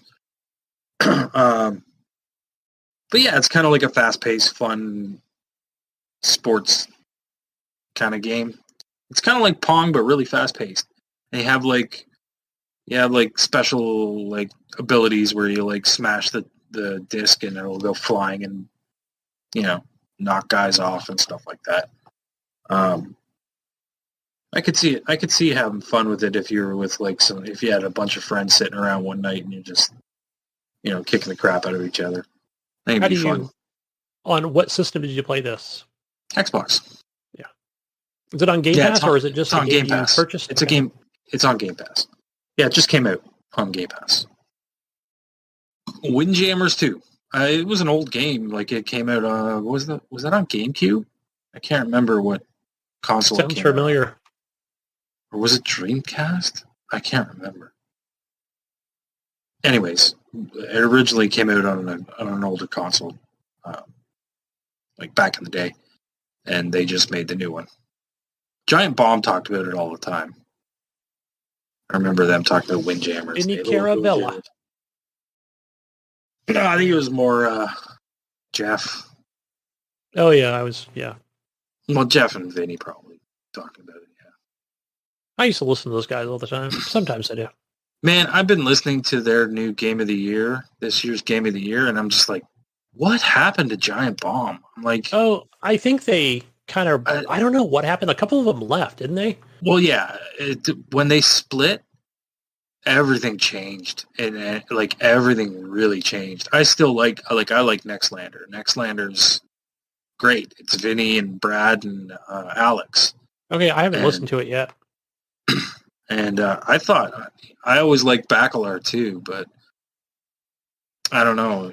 It really feels like they're just picking indie games to pick indie games as their winners. And it's like, I don't know. Anyways, that's besides the point. We don't need to talk about that. They're all old guys. We don't talk about old guys. Yeah, nostalgic. Just this year in particular, it seemed really off to me.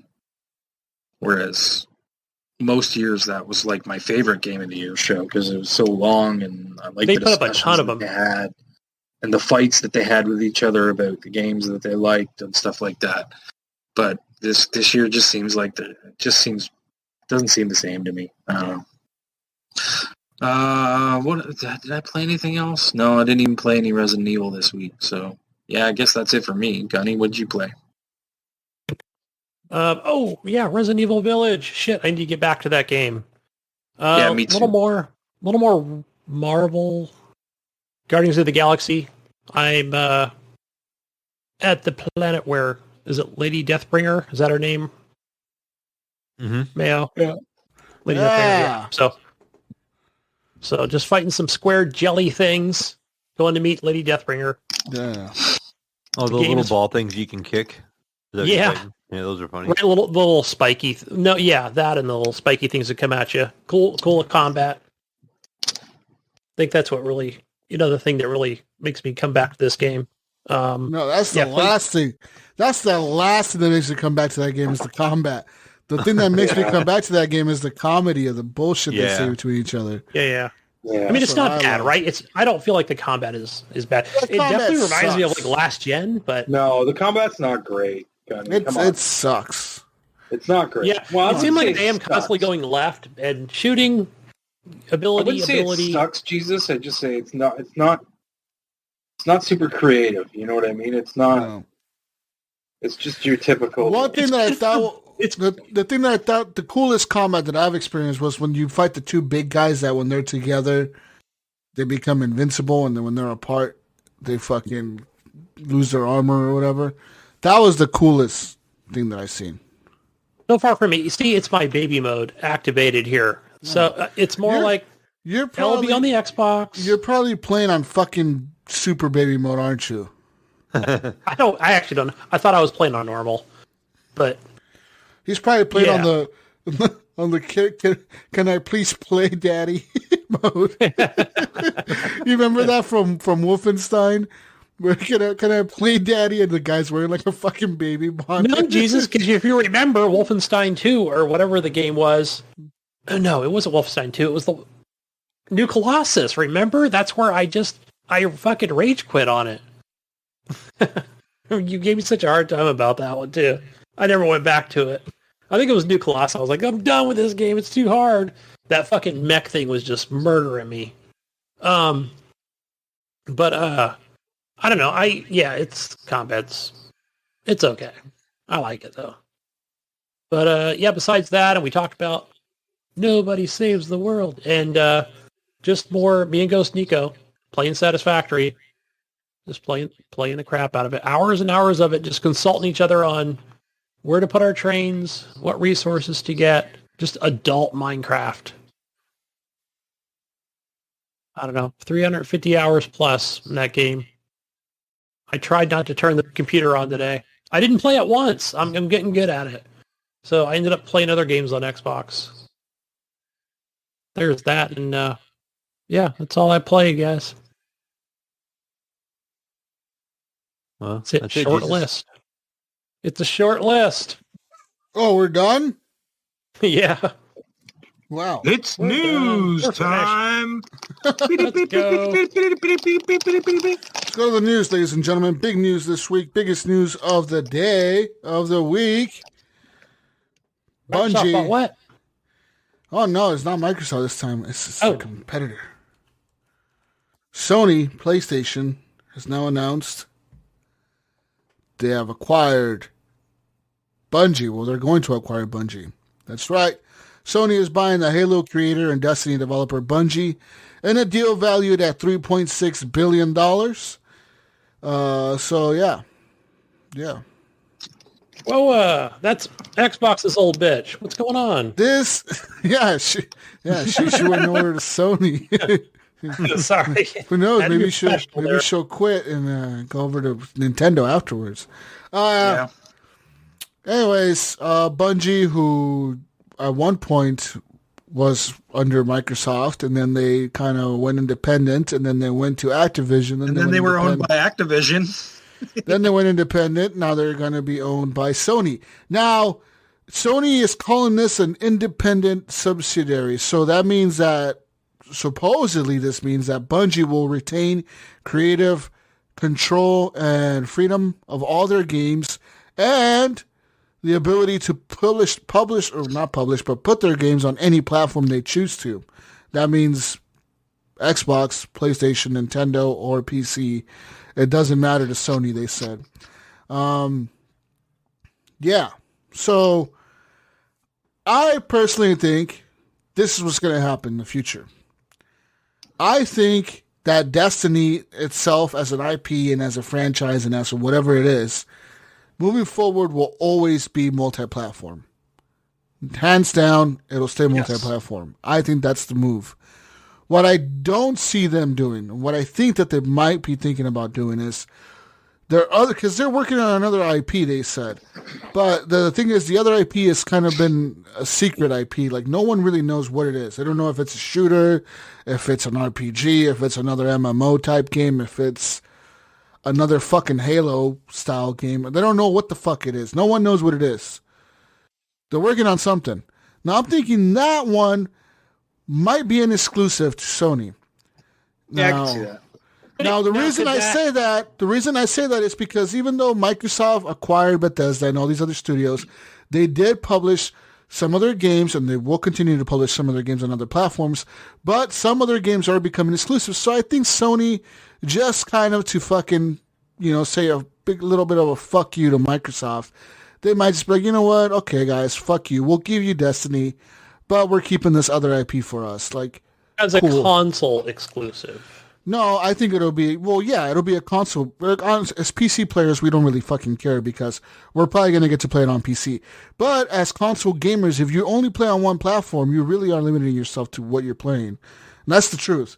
And I'm talking if you play only on Switch, if you play only on Xbox, if you play only on PlayStation, you are limiting your library of games because, like I said, there's always Nintendo. There's always Nintendo games coming out that are Nintendo exclusives. There's but always, you can't play Nintendo games on PC. That's what I'm saying. Nintendo's the one outlier here, but Sony. There's games on Sony that can only be played on the PlayStation. There's games on Xbox that can only be played on Xbox. While Xbox is the most open to having their exclusives on everything, Sony is getting there. Nintendo's like, fuck you guys. We're fucking charging you. Nintendo will never do that. We're charging you double for this shit, you son of a bitch. You want to fucking play this shit on our PC? hardware if you want to play our game and put it in the new system. We'll sell you a PC first, motherfucker, before you get to play this on PC. And make everything again. We'll sell you a Nintendo PC. We'll sell you a Nintendo PC before you get to play it, bitch. Fuck you, goddamn Steamers. Gaming PC. Yeah, what do you do, Mayo? Are you gonna buy the Nintendo gaming PC? Oh, I would. Yeah, Mayo would. He would. He would. Mayo would be first in line. Well, it doesn't have Steam on it. Mayo is a Nintendo shill. It doesn't have Steam. You only get the Nintendo it'll store. It'll be a special version of Steam that only has Nintendo games on it. I mean, you gotta hack the Nintendo gaming PC. Yeah. In order to and you can't stream install Steam on I'll shut it. you down. First, you gotta install Linux close to Jesus and Proton. Week, when I was at Run Around, I went to Cleveland the one day. The next day, I went to Cincinnati. And I was down in Cincinnati, and they have a micro center down there, which there's only 3 of them in Ohio. There's one in Cincinnati, one in Columbus, one in Cleveland. Did they have a Nintendo gaming PC on and no, they did not. But what they did have, they had an Atari VCS down there in the box. Oh, no. And I almost picked that sucker up just to say I had one. Just to take a picture of it so you could send it to Did John. it have a wood finish? Yeah, I thought about just buying it to see how much it still was. I think it was still $300. But I almost picked it up and was going to just bring it home and just to mess around with it and be able to talk about it in the show. But, and then return it later. Those will be in the discount bin eventually. Yeah, I figured I'd go ahead and wait. I'm like, that's the first time I've ever seen one in person, like in a box. Yeah, it's not worth $300, that's for sure. Yeah. I almost picked it up for the podcast. Is it just a retro pie? Is that what's going on there? Made a PC. I would probably pick it up. I mean, why not, right? Why? What do you mean, why not? Why? I'm sure there'd be something on there Nintendo would make. Oh, yeah. On what? If Nintendo made a PC. I thought you were talking about the Atari. No. They just make the same thing. I would pick up a Nintendo Mario PC World 2 on PC. They would make a virtual VR Mario that worked on a PC, and everybody buy that sucker. Oh, yeah. They'd make another racing game. Guess what? Jesus would buy a VR Mario PC. $300 for the wheel, the Nintendo wheel. Nintendo, call me. Copyright. Yeah. Anyways, good on Sony for this. That's a good purchase for Sony. Yeah. They need a shooter since their other franchises are kind of dead. Yeah, I mean, that's kind of what they needed, right? They needed a shooter. The hell was they needed something because Call of Duty was kind of filling that void for them. 60%. And all they really have is their, like we said last week, their over-the-shoulder, dad games. Sad dad games. What's the shooter that Sony has? Is it something Zone? What am I thinking of? Killzone. Yeah, that's like, they're going to revive that or what? Could you imagine Bungie reviving Killzone? Yeah, I could see it. So yeah, Destiny 2 released a statement. They actually have like a logo and thing. It's called Our Shared Vision. They released it in I guess with PlayStation as well. And it shows 3 goals that they have. Goal number 1 is for them to have one community multi-platform. Destiny 2 will stay on all current platforms and expand to new platforms. And their second goal is self-publish, creatively independent. Bungie maintains full creative control and publishing independence of the Destiny universe. Goal number 3, same game everywhere. Every player should have an amazing Destiny experience no matter where you choose to play. So, that goes. We'll see. We'll see how long that lasts. I'm sure that was very important to them. Well, that was the whole reason they left Microsoft, because they were sick and tired of making Halo. They were like, dude, we want to make Destiny, and Microsoft was like, no, you gotta make Halo. And they were like, fuck you. They were like, fuck you, we don't want to make Halo no more. And the whole reason they left Microsoft was that reason. They said, fuck you. Like, all right, we'll make Halo 3 or whatever, but we're done, dude. Screw you guys. We're leaving. You know what I mean? So, if I remember correctly, they wanted to...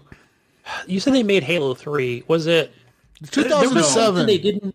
They did Halo 3. They still worked on ODST, and they worked on Reach a little bit. And after Reach, they left. Yeah. But after 2007, they were independent. They were still working with 343. They were working with Microsoft, but they were not owned by Microsoft. Yes. Yeah. So as you may think that, Microsoft owned them till Halo Reach. No. They owned them only till Halo 3. It was probably at the end of that contract, right? Bungie got pissed off, and because Bungie, they said it a long time. They said it the whole time. They were like, look, we wanted to make Destiny for Microsoft, but Microsoft didn't want it. They wanted Halo. They were like, fuck no, we want Halo. And we're like, we want to make Destiny. And they're like, no, we want Halo, bitch. Make Halo. They couldn't have just turned it over to 343 and then let Bungie do Destiny. Yeah. Can you imagine that? No, that didn't work out. But then they would have had two games competing against each other. Much. You know what I mean? Like shooters. Yeah. And if people remember that launch, that's why Microsoft didn't want it. You know. So in reality, it was the right thing to do for Microsoft to let them go and be like, okay, then go and do your own thing. You know. And they did, right? They made Destiny 1, and they had. Guess who had the publishing rights for it? Sony. Doing that. They had to reach out for help from other companies, which was exactly what they didn't want to do. And I know, but money. They ended up going into Activision, and Activision just dicked them around the whole time they were there. And they hated that, and then they left. And now they're going to be with PlayStation, and I don't see PlayStation not dicking them around. I just don't. You know what I mean? Like, I do. Out of every company, PlayStation, I don't know, the company that's going to dick you around the most. I mean, hopefully they realize that this is... No, of course not. A damn good shooter, and this is... Golden Boy Sony, they won't do anything. They won't. Golden Boy Sony won't hurt you. They're all about the gamer. They're the best for the gamers, yeah. They get the flute guy out there. There's got to be something in that contract with Sony, which we'll never see. Maybe.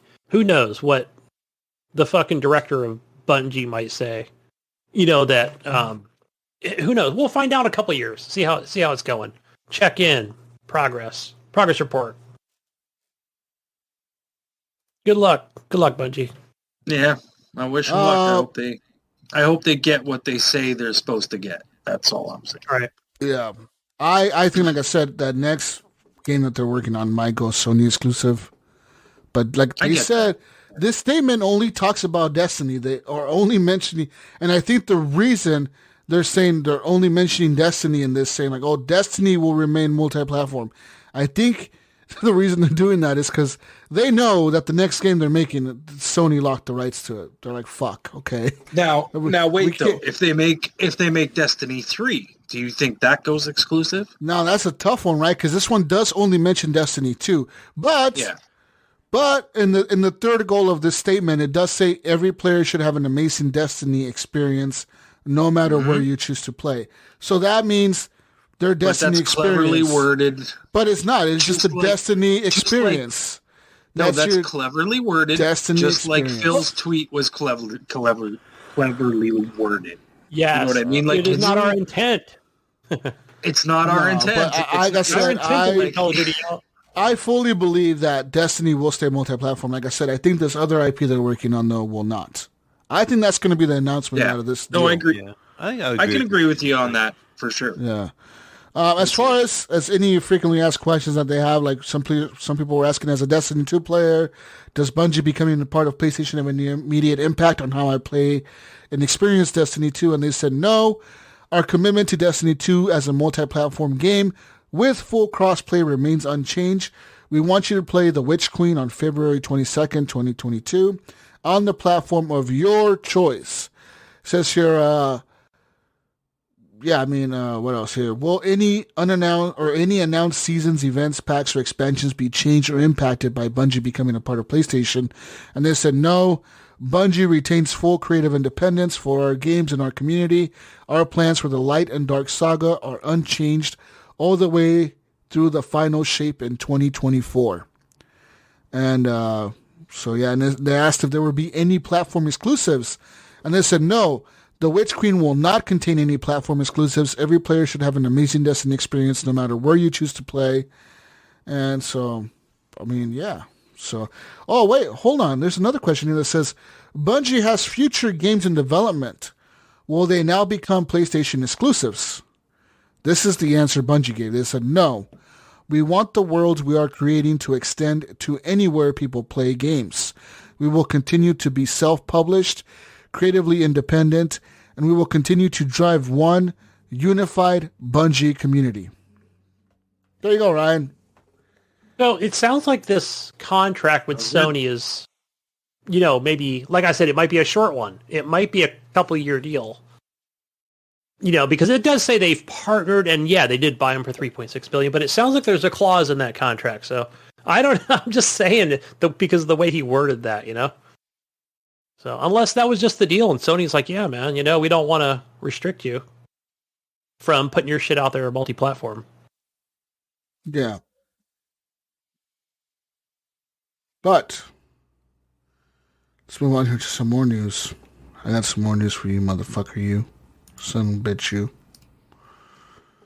More news. More news? What do we got? Some Elden Ring news. Speaking of Elden Ring, we were not speaking of it, but now I am. Some Elden Ring news. Elden Ring game director Hidetaka Miyazaki has elaborated on just how much the team at From Software has changed and twisted George R.R. Martin's world building, which formed the overarching mythos for Elden Ring. That myth formed the basis of the world, but Martin's characters existed before the shattering of the whatever bullshit-ass fucking Elden Ring crap. So, blah, blah, blah. What is this fucking article? It says here, so it was more up to us to interpret this and say, how did they become such inhuman monsters, and how did the mad taint of the shattered shards of the Elden Ring and its power affect them? So that was our job, to take these grand heroes and sort of misshape them and distort them into something they were not. And I think if we get a chance to show Martin, and if he gets a chance to see the game and these characters, I think he might be a bit shocked. When he wrote them, he was really envisioning something a little bit more human, a little bit more traditional, human drama and fantasy characters. So I hope he gets a kick out of it. So apparently George R.R. Martin was the creator of these characters? Apparently so. I did not know that until I didn't know that he was a writer for that game. Or the guy. He's a big writer. He makes a lot of shit. Right? Yeah. Probably got paid quite a bit for making that shit too. After Game of Thrones, that motherfucker rolling in money. There's another series I saw on Amazon that was coming out, but by him? Yeah, by him. And I'm like, damn, how many popular series does he have? Probably more than we know.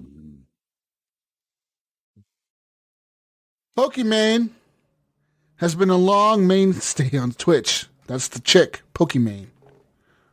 Yeah, how the fuck do you say her name? Pokimane. Yep. Yeah, you got it. Pokimane. Pokimane. They sound like the guys have Googled it before. Pokimane pictures. Oh, well, being one of the most popular female streamers on the platform on Twitch, she has held the title of, quote, the most popular female streamer in the past, before falling behind Amaranth in 2021, Mayo. Ooh. Nonetheless, she still has made up several million views and had a stellar 2021. That's just not in her streaming ventures either. Throughout the past year, Pokimane announced that she was the co-founder and CCO of a new company called RTS, which has helped fans get scholarships and a lot more. She has an incredible run on Twitch, but a recent tweet suggests that it's now coming to an end. So, Pokimane does not appear to be retiring, though she's always talked about that in the past. But in a tweet on January 31st, just today, Ryan, oh my God, this is why Ryan is so sad today, Gunny. Oh, yeah? Is that the reason? This is why he was so bummed out today. We figured it out. God damn. She has come out and said she confirmed that her Twitch contract has come to an end after, quote, a wild 2 years. I'm sad. While Pokimane could have renewed, her tweet would suggest that she has decided upon something else, Mayo. It is unclear what's exactly in the cards for Pokimane, but fans will know soon. She said here on her tweet, after a wild 2 years, my Twitch contract ends today. She's starting an OnlyFans. Burr, burr, burr, burr. I'll see you guys on February 8th for the next chapter. Ooh. Much love to you all. We'll find out. Ryan, you're going to be sad for 8 days, dude. Where's she going? I gotta wait. What website do I need to go to? Gunny's the number one fan. Gunny's already signed up for any website she Well, Gunny's into all the YT vids. Is she going to YouTube? Is that what's happening? Gunny, you got to make an account on all the streaming websites just in case she goes to it. Yeah, you'll find There's so many out there. I don't know. And Ryan's probably more upset that he can't order any of the Pokimane's dirty bathwater, in a bottle. Yeah, I'm real upset. Real upset. I gotta wait till February 8th to get my bathwater. Damn it! And they don't ship to Canada. Fuck. Oh, really? Yeah. Oh, I'm sorry. It's breaking my heart. You want me to go get another Canadian penny, don't you, Gunny?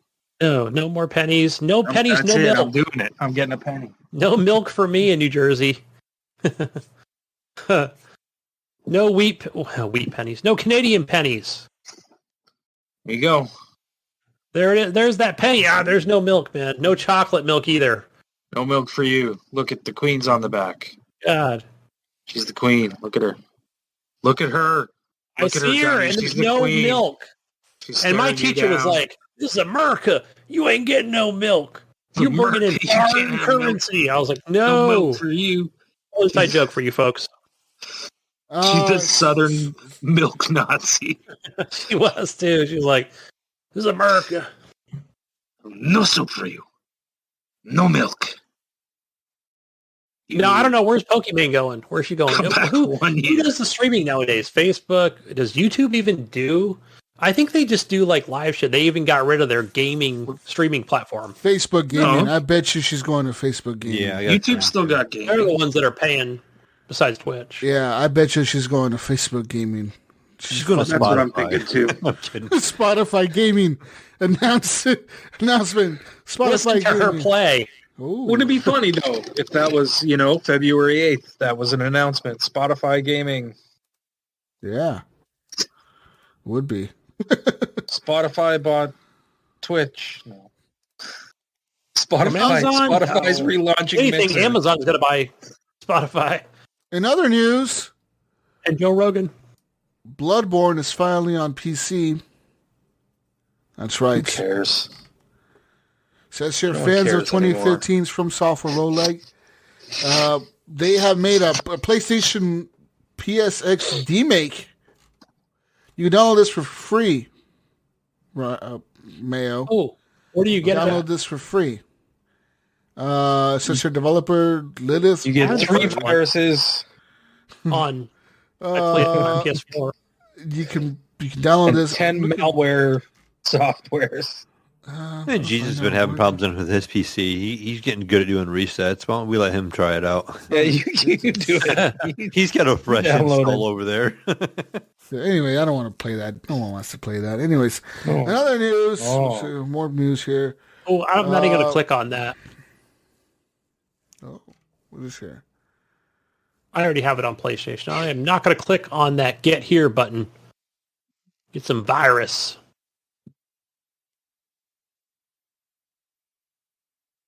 Wow. I don't know what you think about that one, Jesus. That's Moving the only on news that I can find. news. I didn't have a news machine today.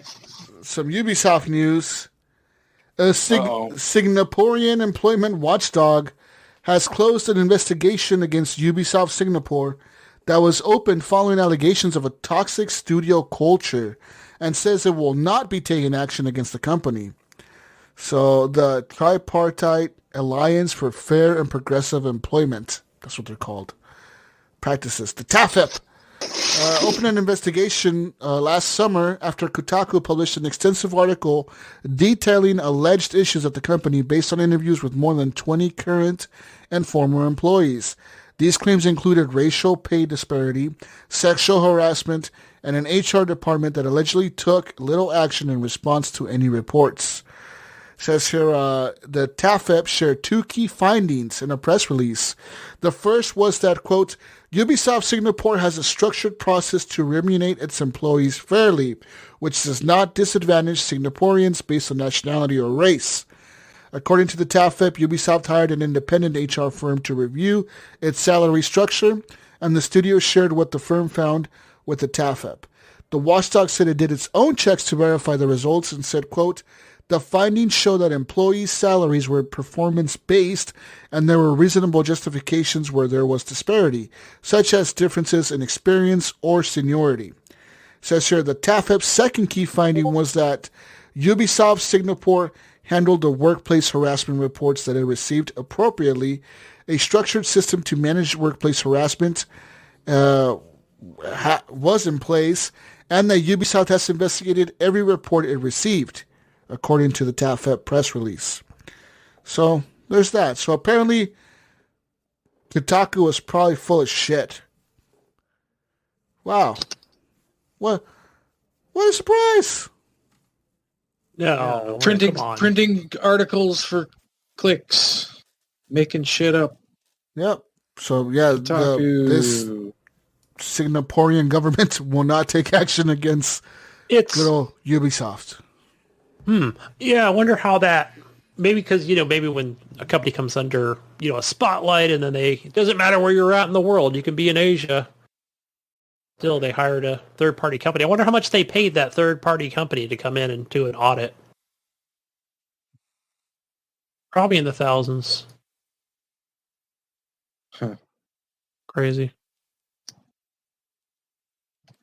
Anyways, and my last piece of news here, or almost my last piece of news, Cyberpunk 2077 news. I know you've been waiting for this, Mayo.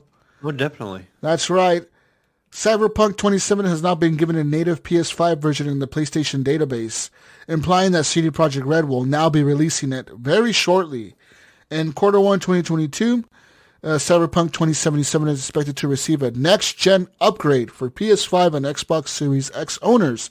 This upgrade will be free for all existing users and will include support for next-generation consoles as well as possible ray tracing implementation and other features.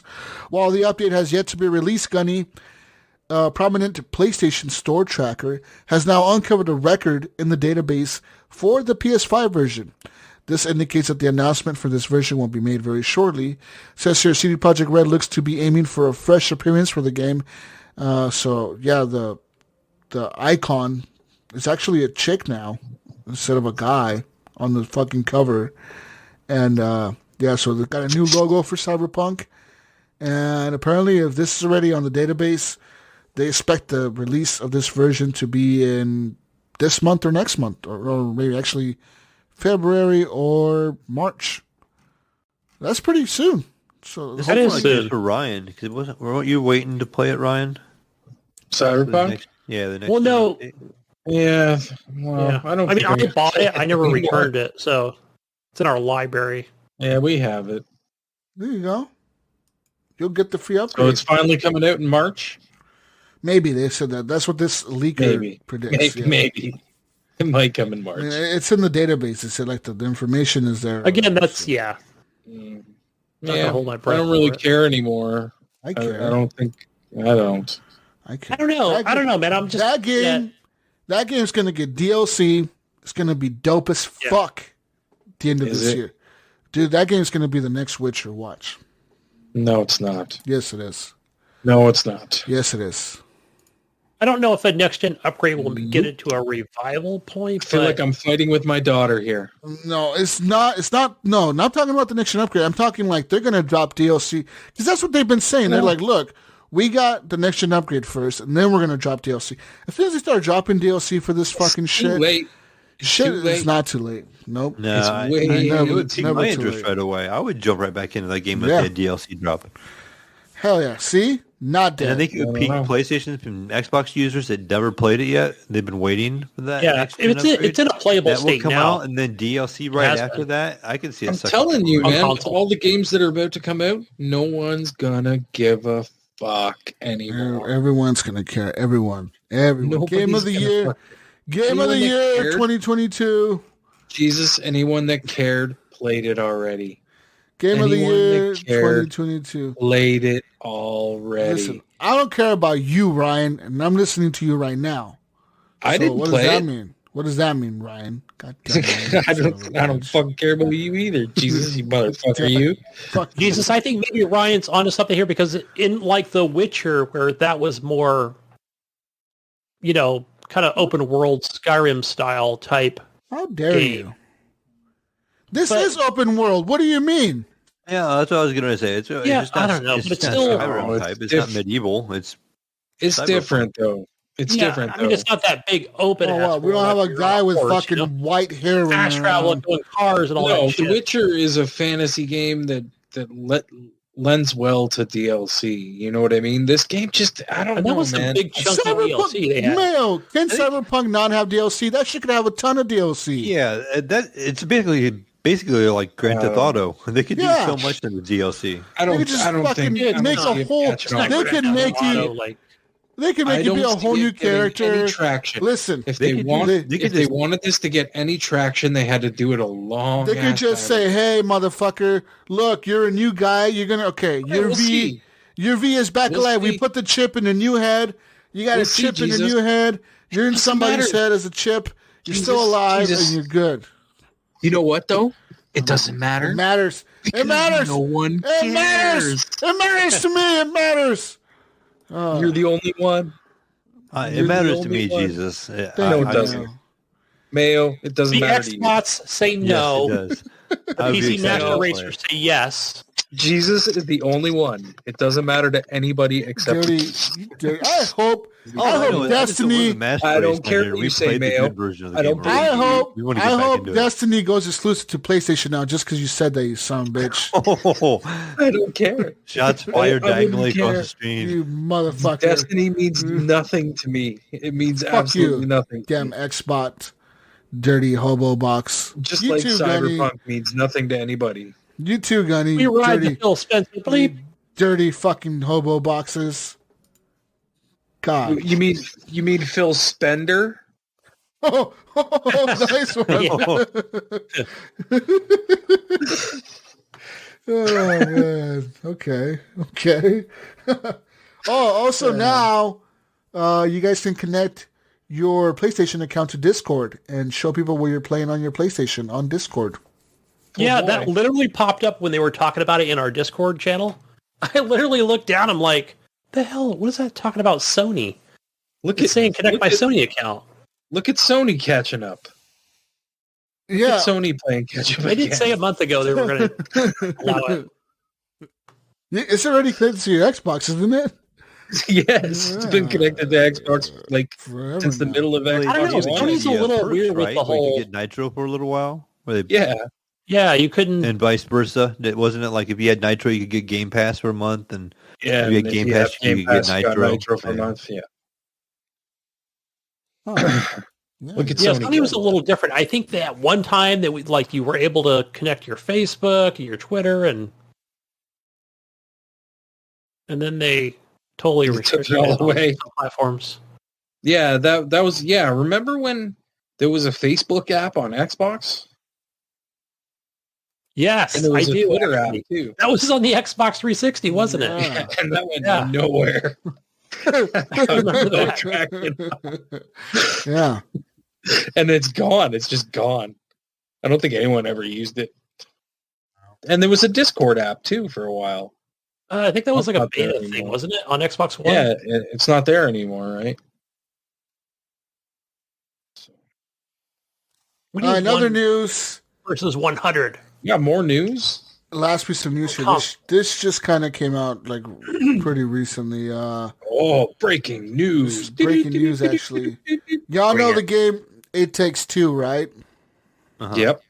Take Two Interactive? Okay. No. It Takes Two. Okay. Y'all know the game. Game of the year for... do you guys know... Right? You guys know Sonic the Hedgehog? Yeah, I know him. You guys know Sonic. You guys know It Takes Two, and you guys know Sonic. Okay, I'm establishing some ground here. You guys know Sonic, and you guys know It Takes Two. You guys know the movie Sonic the Hedgehog, right? The movie that came out recently. Damn good movie. Yep. Really good. Right. So the writers of that movie are gonna make It Takes Two a movie. Oh. Yeah. I don't know about this anymore. That might work. No, it would be funny. I don't know. Like the humor. I haven't played It Takes Two, so I don't know, but I don't think... Like, I get where they're going with it, but how do you... That could be a couple cool, arguing actually, the whole time. Yes. Yeah, but it's just a couple arguing. But they could really bring, like, that stuff to life. You know what I mean? Like, the stuff that happens in the game, and... Yeah. I don't know. Maybe they could have two kids, and the whole time they can argue about it only takes two, but not four. But that'll be the get rid of one of these kids. That'll be the cartoon movie. If we didn't have these kids, we would still be together. Let me direct this game, please. You're gonna wait to kill our kids.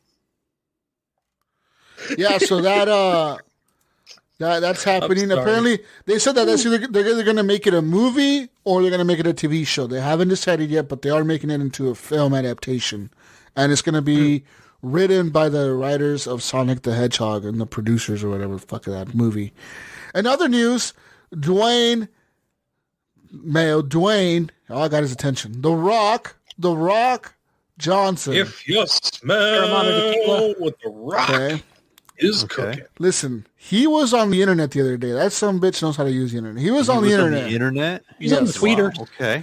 He was on the internet. And he was saying that he's going to be a character in one of the most badass video game franchises into a movie. Yep. Now, people were saying it's got to be Gears of War because, whatever. He kind of looks like a Gears of War guy. Kind of, he's big and shit. Some other people were saying it has to be a Halo movie. But rumor now has it that this is going to be a Call of Duty movie. What? Oh, that's not what I was just thinking. Like, what is he going to be, like a Captain Price? That's not what I heard. Not him, but I immediately went to Call of Duty on that one. I thought he was doing God of War. Boy, is that what you heard? Well, this rumor has it he's doing a Call of Duty movie. I'd much rather see a God of War movie than a Call of Duty movie. Yeah. Yeah, it was The Rock and somebody else. Who's the other guy? And it was a God of War. Like another wrestler? Or? No, I can't remember. It was someone else that played like Loki or whatever. Okay. I don't know. Maybe it was a meme. I don't know. Maybe I thought it was real and it wasn't. I don't know. That's what I heard. That's what I saw. God of War. Huh. Yeah. I was ready. I had a boy joke here ready and everything. I was like waiting for you to finish. I was like, boy. And then you said Call of Duty, and I'm like, what? Wait, no, because they're not ready to announce anything for God of War Ragnarok yet. No, it was a movie, Gunny, not a game, a movie. Yeah, but you said video game franchise, right? I don't know. What do you mean? Which would be Call of Duty. Yeah. But I mean, still. Who knows? It was either going to be that or something GTA. I don't know. But GTA, the movie. Oh. So, yeah, apparently this is from a trusted source from this fucking website. It says here that they said that, he did say, on the internet that he was working on a badass video game adaptation for a movie. Now, this apparently leads back to 2015 when Activision was talking about making Call of Duty a cinematic universe, the franchise cinematic universe. In the middle of 2020, they said that in general, movies were not a priority for the company anymore. And then since then, they've been announcing that they were going to get acquired, and they've had all these fucking downturns with bad press and shit. So all that bad shit's been happening to them. So maybe they are looking into movies. Apparently now sources say that Dwayne Johnson is actually talking to studios about a Call of Duty movie. And yeah, so who knows? Man, didn't he do... Okay, speaking of that, I'm just going off memory. Didn't he do Doom, the movie, or some shit? He did. And Rampage. I remember that. And Rampage. Yep. Yeah, there's Rampage was a video game movie. And the Jumanji movie. Yeah, it's more of a... And right here, I'm reading an article right now. It says, Dwayne "The Rock" Johnson mentions he's working on a video game movie adaptation with Hollywood legend Arnold Schwarzenegger, which is an image... and shares an image of himself as God, as Kratos, and Arnie as Zeus. I don't know, man. Who knows? I really hope it's a God of War movie, not a Call of Duty movie. What's a Call of Duty movie gonna be? A Call of Duty movie is gonna be like every other fucking war movie we've seen. Right. Hey, a bunch of guys running around doing fucking shooting shit and doing fucking military fucking shit, you know? Whatever, you know. Is there a chat for us? What do you mean? Oh, like a chat in the Discord? Here? No, I don't think so. No, you have to have to send it to all of you separately? All of us separate. Yeah. All of us separately. Later. And in other news, Mayo, I know you've been excited for this one, Mayo. Okay. Last piece of news. The Halo TV show is coming out. Oh, exciting. The Halo TV show will premiere, I believe. I think it got the first trailer.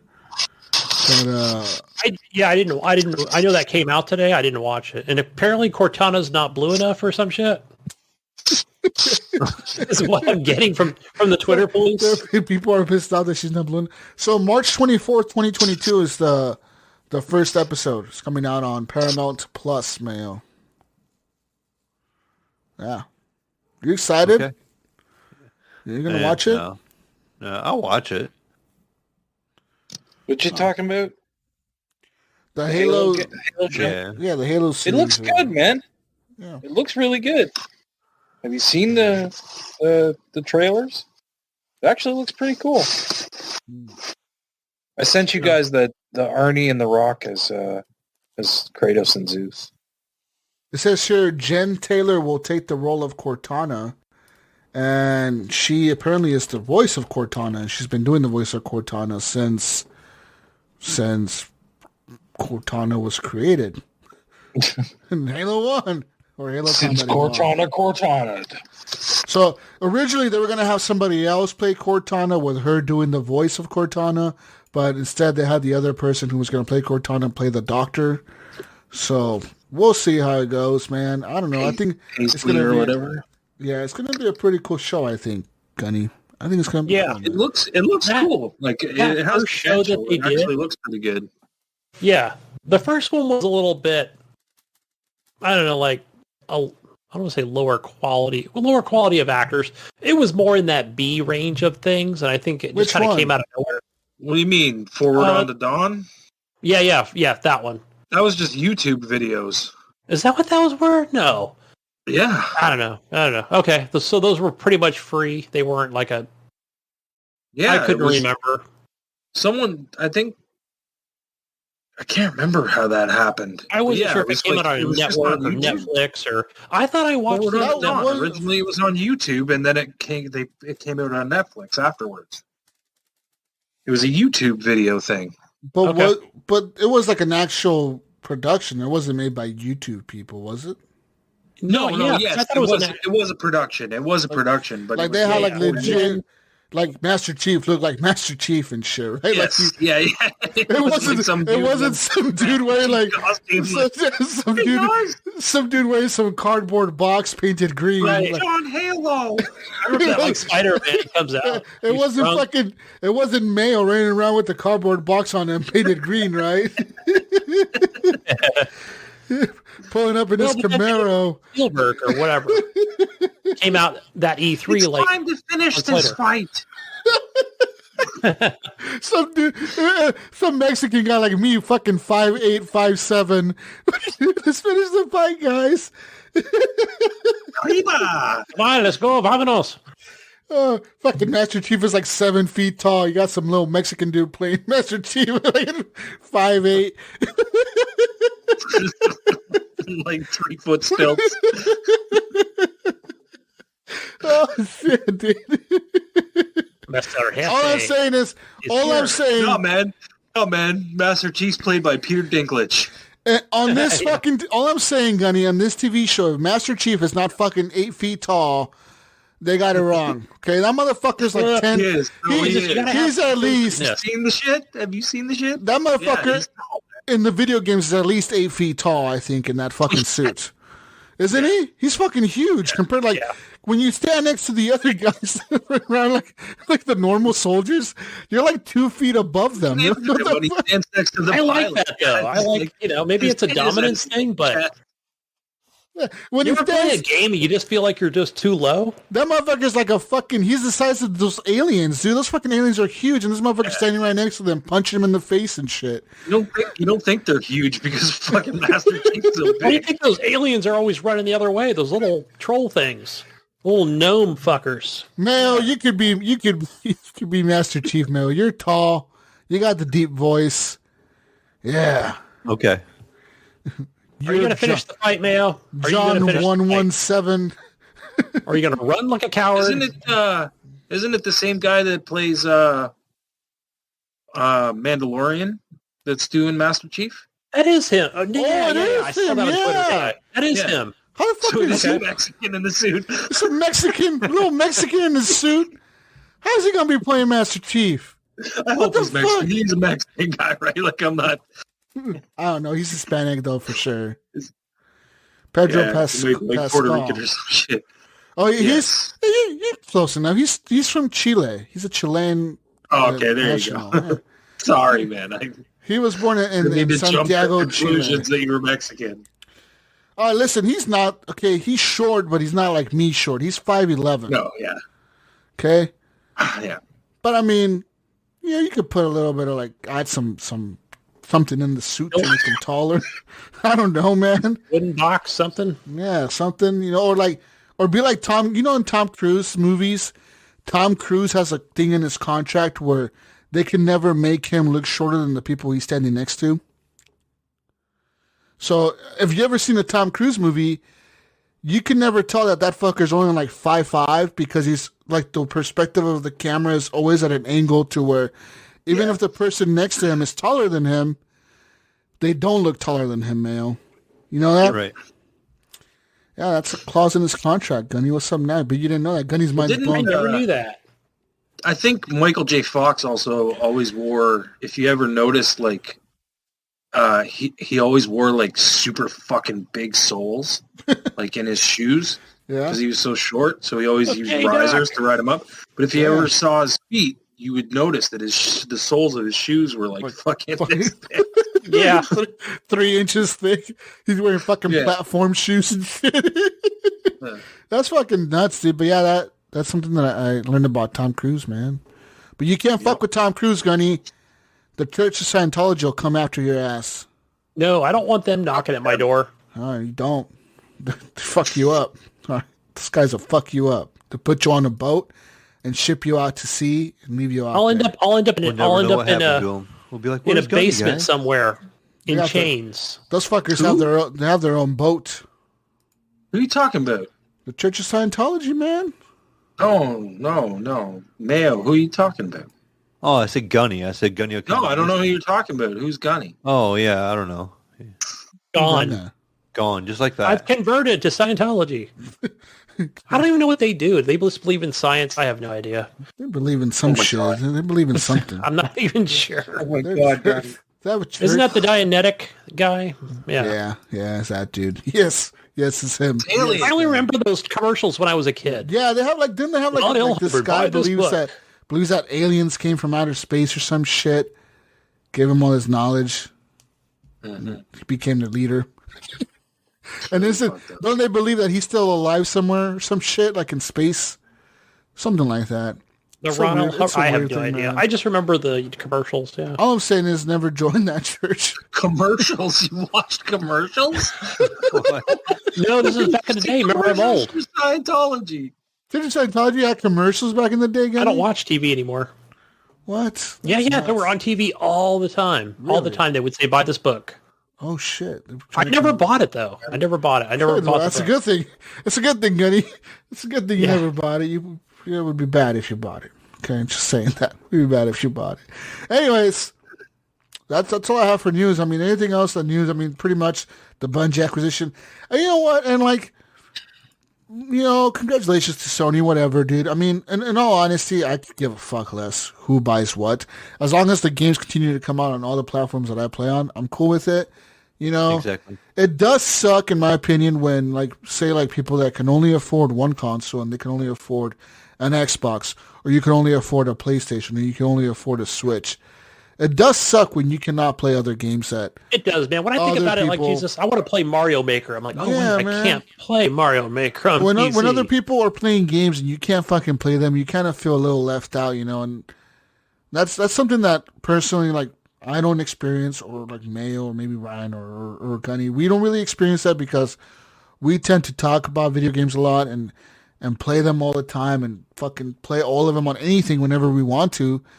That I personally take my shit for granted almost sometimes, like my consoles and shit. I'm like, man, I have all this shit, and like, there's fucking people out there that wish they had like a fucking Switch, or wish they had a PS5, or wish they had a fucking Xbox or a PC to game on. You know what I mean?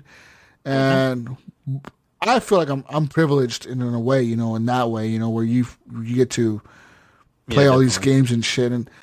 But like I said, exclusives, I find it funny, sometimes I see people talking about this Bungie acquisition, like, oh, haha, like, big deal. Microsoft still is going to make exclusive Call of Duty. It's like, dude, like, why would you want that? At the end of the day, like, I want more players to play against. Like, the other day, I went back to Modern Warfare. Call of Duty Modern Warfare still has players, dude. And you know why it still has players on the PC? Because it's all crossplay. Literally, in the lobby, I was the only PC player. Everyone else was an Xbox player. And I was like... Jesus, I was like, thank Kyle, God for crossplay. He bought Black Ops 2, or Black Ops 4? Anyway, the older game. But no, he's had it on Steam, because he's been a PC guy for quite some time at the age of 15. But he recently bought the DLC because it's that part of that lunar Steam sale. Yeah. I'm like, dude, like 4 years later, 5 years later, you're going to buy the DLC. So he's like, dude, people are always playing the game. Look at the player count. And I was like, holy crap, whatever it was. I was like, damn. I'm just saying, though, with Modern Warfare, though, there's crossplay. That shit's cool, man. The more players I can play against whenever I feel like it, and go back fucking 4 years later and play a game, that's dope. Yeah. That's what I always said about crossplay when it started, was it's going to be amazing for multiplayer games because they'll be able to hold a bigger audience for a longer period of time. And that will make the game be worth having the servers on. You know what I mean? Which means these games last longer, because that's the biggest issue with multiplayer games. Right. People stop playing them, and there's not enough people to play. They're going to shut the servers down, So as long as people are playing it, the more people you can get in there to play it, it's better to have all these different platforms. These developers are getting, a little more money out of it. Yeah, and while, we're talking about Battlefield 2042, how it only has 5,000 players on PC, right, Mayo? Yeah. But when I play, I'm playing against Xbox and PS5 players, you know what I mean? So that player pool is actually larger than 5,000. It could be 50,000. It could be 60,000. We don't know, So those numbers, your lobbies are constantly being populated and you're still playing and the game is still alive. Yeah. Now, had the game not had crossplay, that game might be a little dead on Steam. You might be like, what the fuck? It takes a little bit of time to find a match, that was always the issue with Call of Duty too, right? Like, on PC in general, like more so on PC, was before crossplay. It peaked at the beginning and then nobody played it anymore. Or people bought the DLC and you were stuck because you were playing with people that didn't have the DLC. And then you didn't get to play. Yeah, exactly. Yeah, so that stuff sucked. But I mean, there's a downside to crossplay as well. I mean, you get a lot of the PC cheaters and stuff like that start coming in lobbies. Hey, yeah, what a stigma that is, huh? I'm not saying that it doesn't happen on console, but the majority of the time it's through PC. Let's be honest, the cheating happens. So, it's easy to install an aimbot on a PC. I just bought one for $40, Mayo. Oh, yeah? An aimbot. I'm going to buy one for Ready or Not. Or what? Yeah. I'm going to buy one for Ready or Not so I can shoot the fucking bad guys before they shoot me. You can take guns out of the civilians' hands. Yeah, I'm going to buy one so I can shoot the guns out of their hands, Mayo. So I get a perfect 100%. score. I'm like, wow, Jesus, you cleared that room pretty quick. How did you know where all the guys were? I don't know, guys. I'm just Jesus, that good. you get an S rank. Wow, Jesus. Hard to, the hack probably won't even help you, Jesus. You'll still mess it up. I'll still fucking all up. That game is so fucking hard. Hard. But yeah. Anyways, You're shooting all your teammates' guns out of their hands. Yeah. I'm excited, man, for to see what happens with Bungies and whatever new games they come out with, and hopefully they stick to what they said. They come out on everything, and I hope Call of Duty doesn't go exclusive. I really hope it doesn't. But if it does, oh well, fuck it. I'll play it on PC. It doesn't matter to me. I think you got like 3 to 4 years before that is even something that they can even start to think about. You know what I mean? Like I don't even think Starfield. You know how they're saying it's coming out? It's not coming out this year, dude. No, I don't think so either. I know. I'm optimistic, and that's fucking Bethesda, dude. Starfield's coming out in November. 11/11. I don't fucking think so. 22. Starfield's coming out in November. You really think it's coming out in November? Yep. I don't. I kid you not. Mayo, do you think it's coming out in November? I'm just trying to think about that right now. I'm trying to think of what else it could come out instead. Because there has to be a big title coming out in November. We got to have that big title every year. What would replace Starfield? They got Forza. They got fucking other games. Forza came out this year. I think it's coming out. Forza Motorsport's coming out. Yeah, but that's not a big title. That's not good enough. Yeah, that wouldn't be big enough. They got that other game, that Senua's Hellblade 2. That's not coming out until next year. But yeah. Fuck, okay, well... That one I can see waiting to take more advantage. What's up with all these studios and no games, Ryan? Fucking 35 studios and no fucking games coming out this year. Starfield's coming out. No, this year's gonna be slow. It is. Next year is gonna be the year where they're gonna start pushing shit out. Wait for Phil Spender to get on stage with his cool jacket. It's gonna be Phil Spender and his spendy jacket with his dollar bills on the inside. Old man Nelson out there. I got all these games now, man. I think what games we got. Grounded 1.0 will probably come out this year. I don't know, but Redfall comes out this year, doesn't it? Yeah, Redfall. Is it coming out? Is that scheduled for this year? I think that's supposed to come out this year. That's the other big game, and that's pretty much it. Other than is that Stalker game? That Stalker game was that an exclusive thing? Well, no, that is coming out at the end of the year. That got pushed to December, right? Yeah, but it was supposed to be out now. That's exclusive for 3 months, I think, or something like that. It has a 3-month exclusive with Xbox. It's not owned by them. Crossfire X is coming out this year too. Is it though? That's one I don't believe. I don't know. They've been talking that, for a long time. That's Remedy. Remedy's working on the single player, so I just hope Starfield delivers. I hope it's not a buggy ass mess like Bethesda always releases. It's like Fallout 76 wasn't broken, but he did say it was going to be buggy, very buggy at launch, and it was broken ass Bethesda game. Oh man, it is Bethesda. I hope you guys give it as much shit as you gave Cyberpunk, assholes. Yeah, yeah, dicks. Man. I don't think it'll be that bad. I hope it's worse. No, it'll be it'll be stupid, funny stuff. It won't be like it'll be shit that you're laughing at. Trust me. Yeah, Stalker 2 was delayed, man. Apparently. Oh, I was just looking at this article here. I might not be up to date on it. It's December. It was it delayed. was saying December 8th on this article. Yeah. 2 weeks games coming out. They could delay Starfield.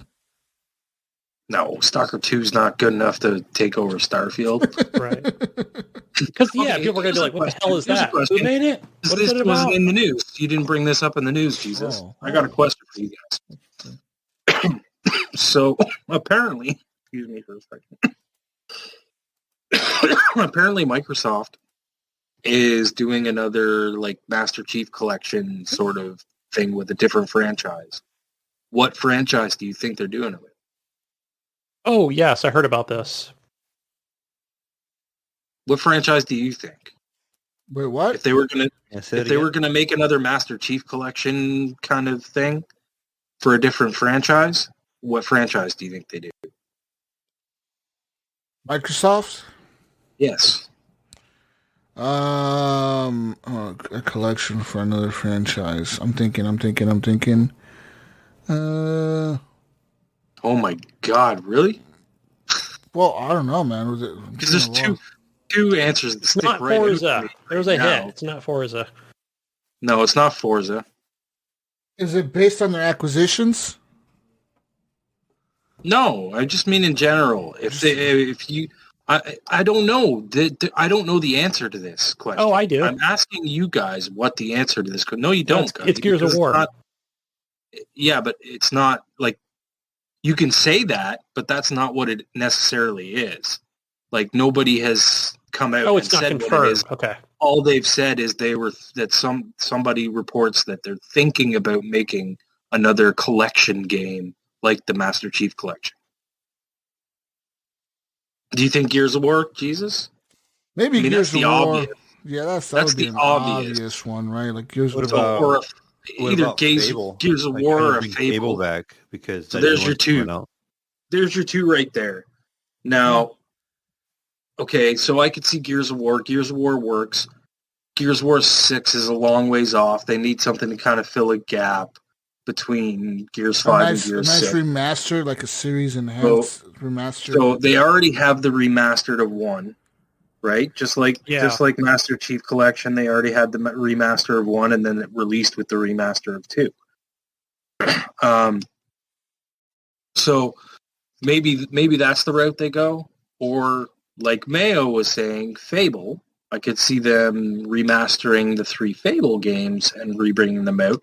But they're already backwards compatible and in 4K, so I don't know. But do they do that? My next thought is... Yeah, they up-res the resolution on them or some shit. What if they made a game called Call of Duty World? And all the Call of Duty maps, kind of like the Battlefield Portal mode, and all the Call of Duty maps are in there, and you can play them through all the different games. You know what I mean? Well, how big would that file be? Like 500 gigs? Yeah. 2 terabytes. It's a concept. I mean, I like it. It comes with, you don't buy the game. It's just a hard drive. You buy a hard drive and you plug it into the back of your Xbox. Yeah. Yeah, it comes with its own on its own one time. That would be cool, man. You're exclusive. I don't terabyte Call of Duty drive. That's just bullshit off the top of my head. I don't know anything. I like that idea, though. But wouldn't that be cool if it was like a fucking Call of Duty collection and it's like a bunch of fucking different maps across different versions of the game and you can... I can see them still doing that, but not with the multiplayer. They make too much money off of it every year or whatever, so they want a new one every year, I think. Just the camp, yeah, but I don't think that would be... I think the campaigns, yeah. I can see them doing like a Modern Warfare Classic Collection where you have Modern Warfare 1, 2, and 3. And then a Black Ops Collection where you have Black Ops 1 and 2 and the new one, Cold War, kind of mixed in. I hope not. I hope they don't do that. And then like the World War II, the World War Collection where you have the World War campaigns or whatever. The reason I'm saying this is because the PlayStation deal, from what I've heard, the PlayStation deal is they need to make 3 more games that are exclusive, not exclusive, but have the PlayStation has the rights that are to. timed exclusive? Right? Yeah, no, PlayStation has their marketing rights to it. Right. So what I'm thinking is maybe that's one of the games that they push out to get that over with quicker if they need to. But I don't know. Like I said, that's just me calling bullshit off the top of my head. No. But I mean, they already have whatever this year's Call of Duty is supposed to be, right? Yeah. And then they released this Call of Duty Worlds thing, and then they released Warzone 2. Oh no, I don't think they would do that. So then they got 3 games. It's too much Call of Duties. I'm saying, okay, this year your Call of Duty releases. Next year, that Worlds thing releases, and the year after that, the Warzone thing releases. I don't think that at this. I think at this point they're already halfway in development of the next Call of Duty for next year. The next studio is because they got a rotation, right? Yeah, but who's to say that? Who's to say that that's not what they're working on? I don't think it is because I just don't think it is. I think that they're going to be working on another Call of Duty like usual. I could see them releasing a remastered. I don't know, man. I'll say like they've already done with the first Call of Duty, the first Modern Warfare. They remastered it and they released it as a campaign only for $20. I could see them saying, "Hey, you know what? We've now remastered Modern Warfare 2. Give us $20." And I think they already did that. Yeah, but they already did that. They already did. They're going to do it for Modern Warfare 3, or maybe they'll do it for Black Ops, the story, just to enhance the graphics. Black Ops 2. You got stories there that people like, and you can bring those back for the new. I'm not saying played. But you don't bring them. But you're not doing it for the people that played them. You're doing it for the little kids that watch their older brothers play those stories, and they want to experience that story. That's what you're doing it for. The remasters aren't for me and you, Ryan. You old man. Get out of here. I don't want them. I mean, I already remasters aren't for you, Mayo. They're not for you, Mayo. They're not for you either, Mayo. That's kind of my point. Gunny, is not for you either, buddy. Then you're only making for a small audience. A much smaller audience. They're for Gunny's child, Mayo's 14-year-old kid. Jesus, listen to me, though. But you know what? If they make the Portal thing that I'm talking about, it's not just for the 14-year-olds. It's not just for the new generation. It's for everybody because everybody will play it. That brings a bigger audience to the game. But nobody that brings wants your Portal mode. Who says that? Who says that? You don't know. I don't My care. mic was muted, Jesus. I was saying, I'm old as dirt. What are you? Next week you'll be raving about the Portal mode of Battlefield. Hey guys, the old man this is cool. This Portal mode is fucking awesome. Mr. Jesus flip-flops a lot. Hey, fuck you, guy. All right? Listen, son bitch, you. Nobody wants your stupid fucking Portal mode. Keep it in your stupid Battlefield, all right? This is Call of Duty land, bro.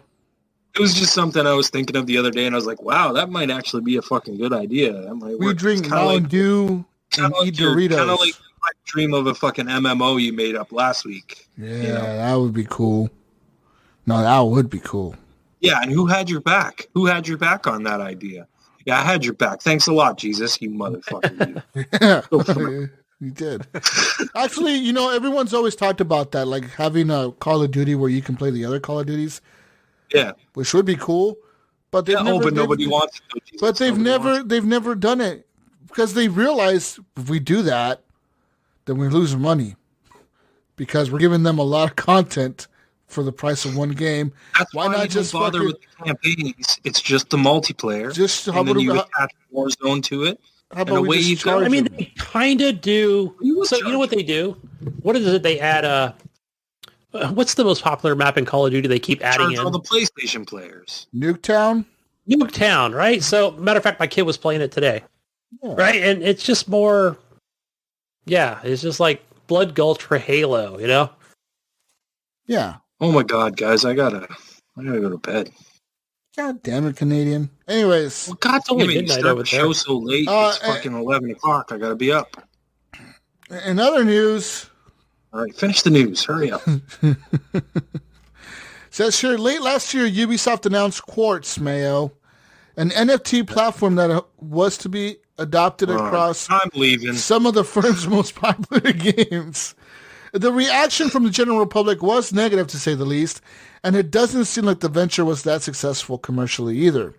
However, Nicholas Poor, the VP at Ubisoft Strategic Innovations Lab, has been speaking about the future of Quartz and feels that gamers are hating on the idea because they don't currently understand the benefits of NFTs, Mayo. Oh, Yeah, that's real benefits. good. Benefits. Let's talk down to our customers. I think, listen, this is what Puar said. He said, I think gamers don't get what a digital secondary market can bring to them. For now, because of the current situation and context of NFTs, gamers really believe it's first destroying the planet and second, just a tool for speculation. But what we at Ubisoft are seeing first is the end game. The end game is about giving players the opportunity to resell their items once they're finished with them or they're finished playing the game itself. So it's really for them. It's really beneficial, but they don't get it for now. Also, No, we don't get it. this is part of a paradigm shift in gaming. Moving from one economic system to another is not easy to handle. Not for these boomers like Ryan. There's a lot of habits you need to go against, and a lot of your ingrained mindset you have to shift. It takes time. We know that. When asked if he expected the negative reaction, Puard said, well, it was a reaction we were expecting. We know it's not an easy concept to grasp, but Quartz is really just the first step that should lead to something bigger, something that will be more easily understood by our players. That's the way we think about it and why we will keep experimenting. We will keep releasing features and services around this first initiative, and our belief is that, piece by piece, the puzzle will be revealed and understood by our players like Ryan. We hope they will better understand the value we offer them. Piece by piece, we'll take all the money you have. So that we can have more of the money.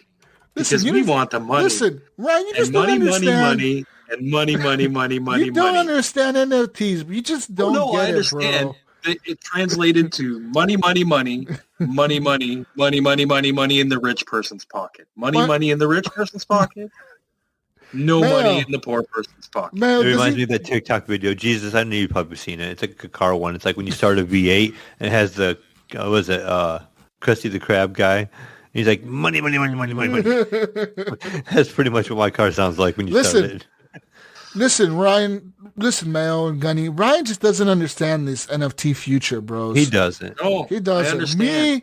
I understand that you buy, Gunny, that you and buy a Mayo. picture, Listen, Gunny is an NFT and owner. it's not going to be worth shit in 10 Gunny, years. Gunny, tell Ryan, what's it like to be an NFT owner? What privileges Gunny, do you get? Gunny, please tell me the privileges of owning an NFT. Please, Gunny, I want to hear it. I want to hear it from the when guy Gunny that's actually calls, closer to being listen. a boomer than I am. Listen, motherfucker, you, next week when it's Valentine's Day and Gunny calls for a reservation, they're going to be like, sir, we're booked up. Sir, we're booked up. And Gunny's going to be like, yo, I need the hottest spot in L.A. for my wife You got and the I. funky And NFT, he's like, motherfucker. He's like, It's got excuse me? fucking- No, all he's going to say is this. Excuse me, do you octagon know? around it. You got to fucking recognize He's my going to work say, app. do you know who I am, bitch? You see my Twitter profile? I have the fucking ape NFT, okay? And they're going to be like, oh, sorry, we didn't know it was you, sir. Don't forget Sir, the octagon. Yeah, around. Don't bitch. forget Yeah. Sir, we didn't know it was you, sir. My name.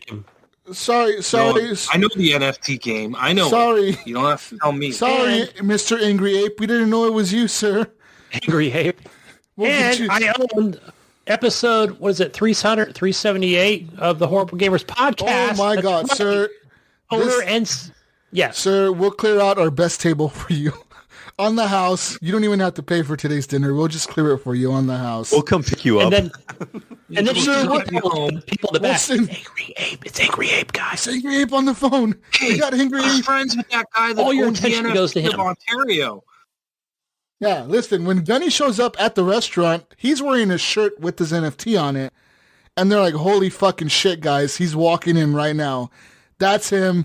Oh, my God. Mayo, fix your goddamn apron. He's walking in right now, Mayo. You better not fuck this up. God damn it, right, you. We got this. Where's the lamb sauce? Let's go. Somebody get Mr. Angry Ape the finest champagne bottle in the house right now. What's up with the porn stash? Why does he have the porn stash? What's going on? Don't look at him. He could get angry. Listen, you just don't understand. You're just a boomer, Ryan, that doesn't understand the future of the world and NFTs. So. I guess so. You guys go waste your money on your NFTs.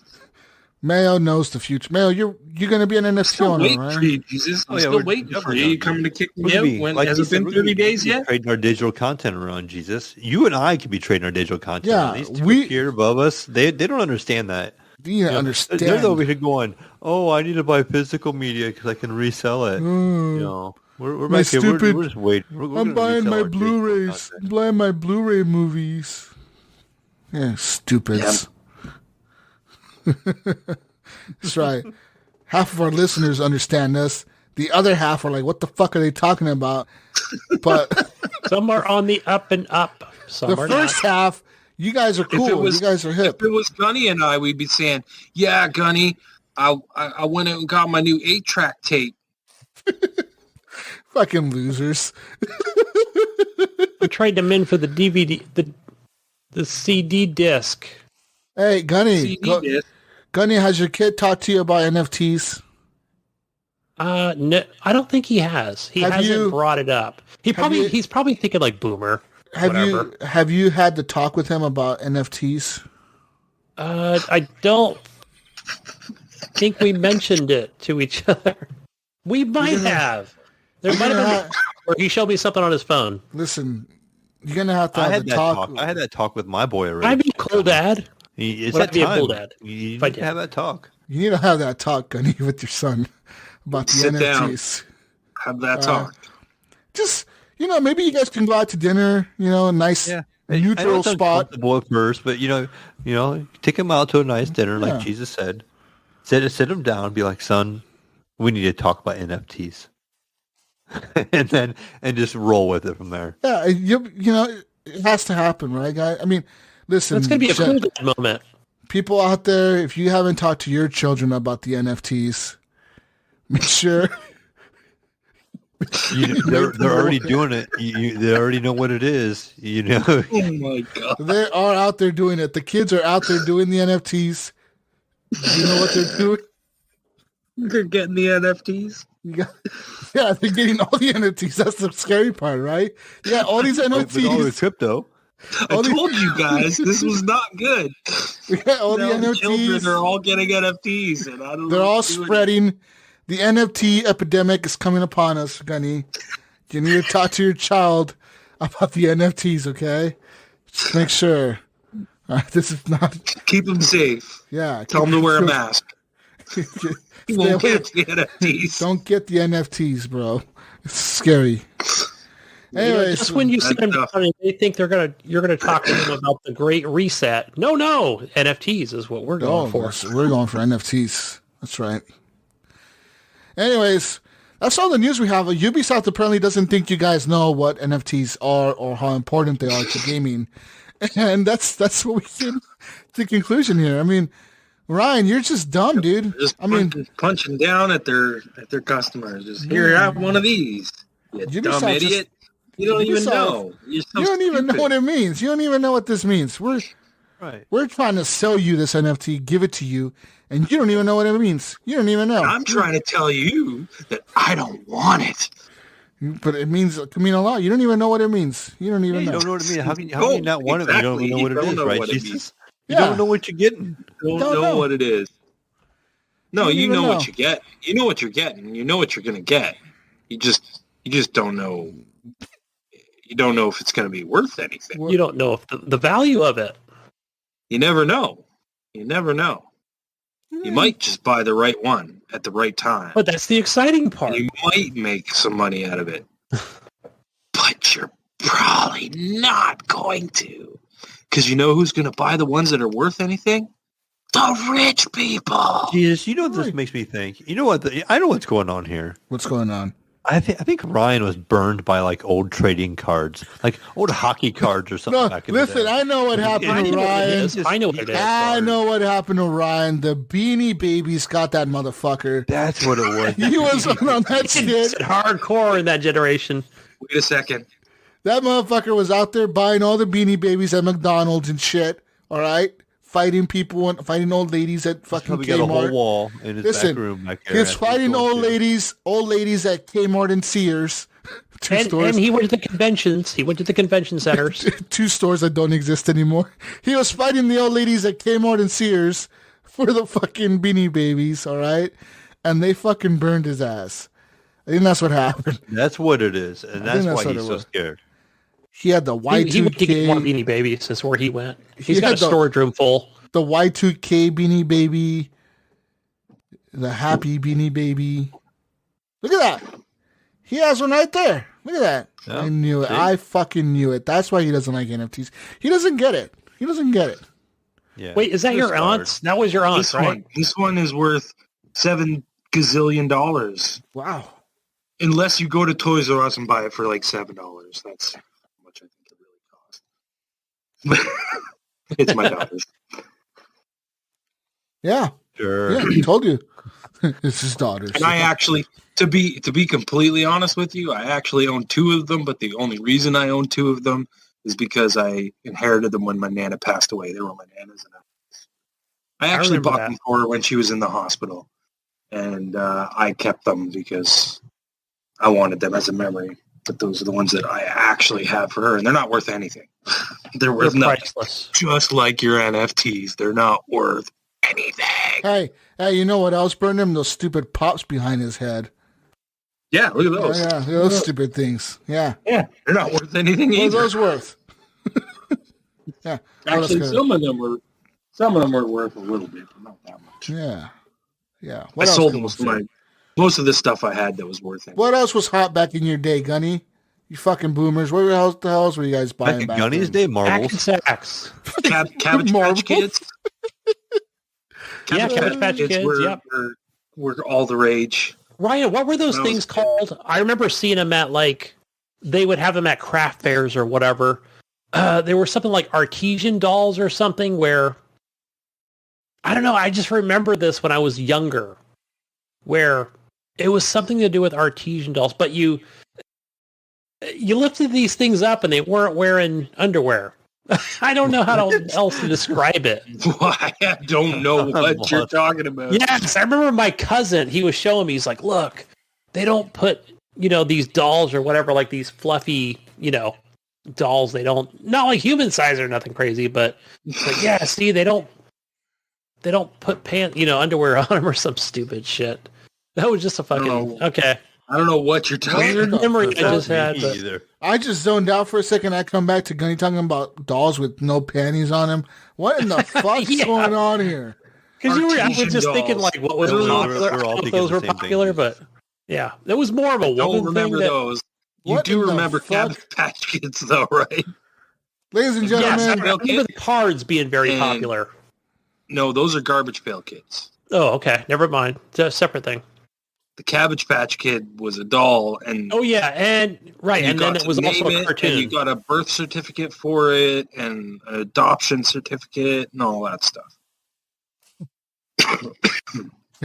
Yeah, it was a doll when we were kids that you got. What else? G.I. Joe. Do you guys remember Wacky Packages? Listen, man, I wasn't alive in the fucking 60s, bro. I don't know this shit. You don't remember Wacky Packages? What the fuck is a wacky package?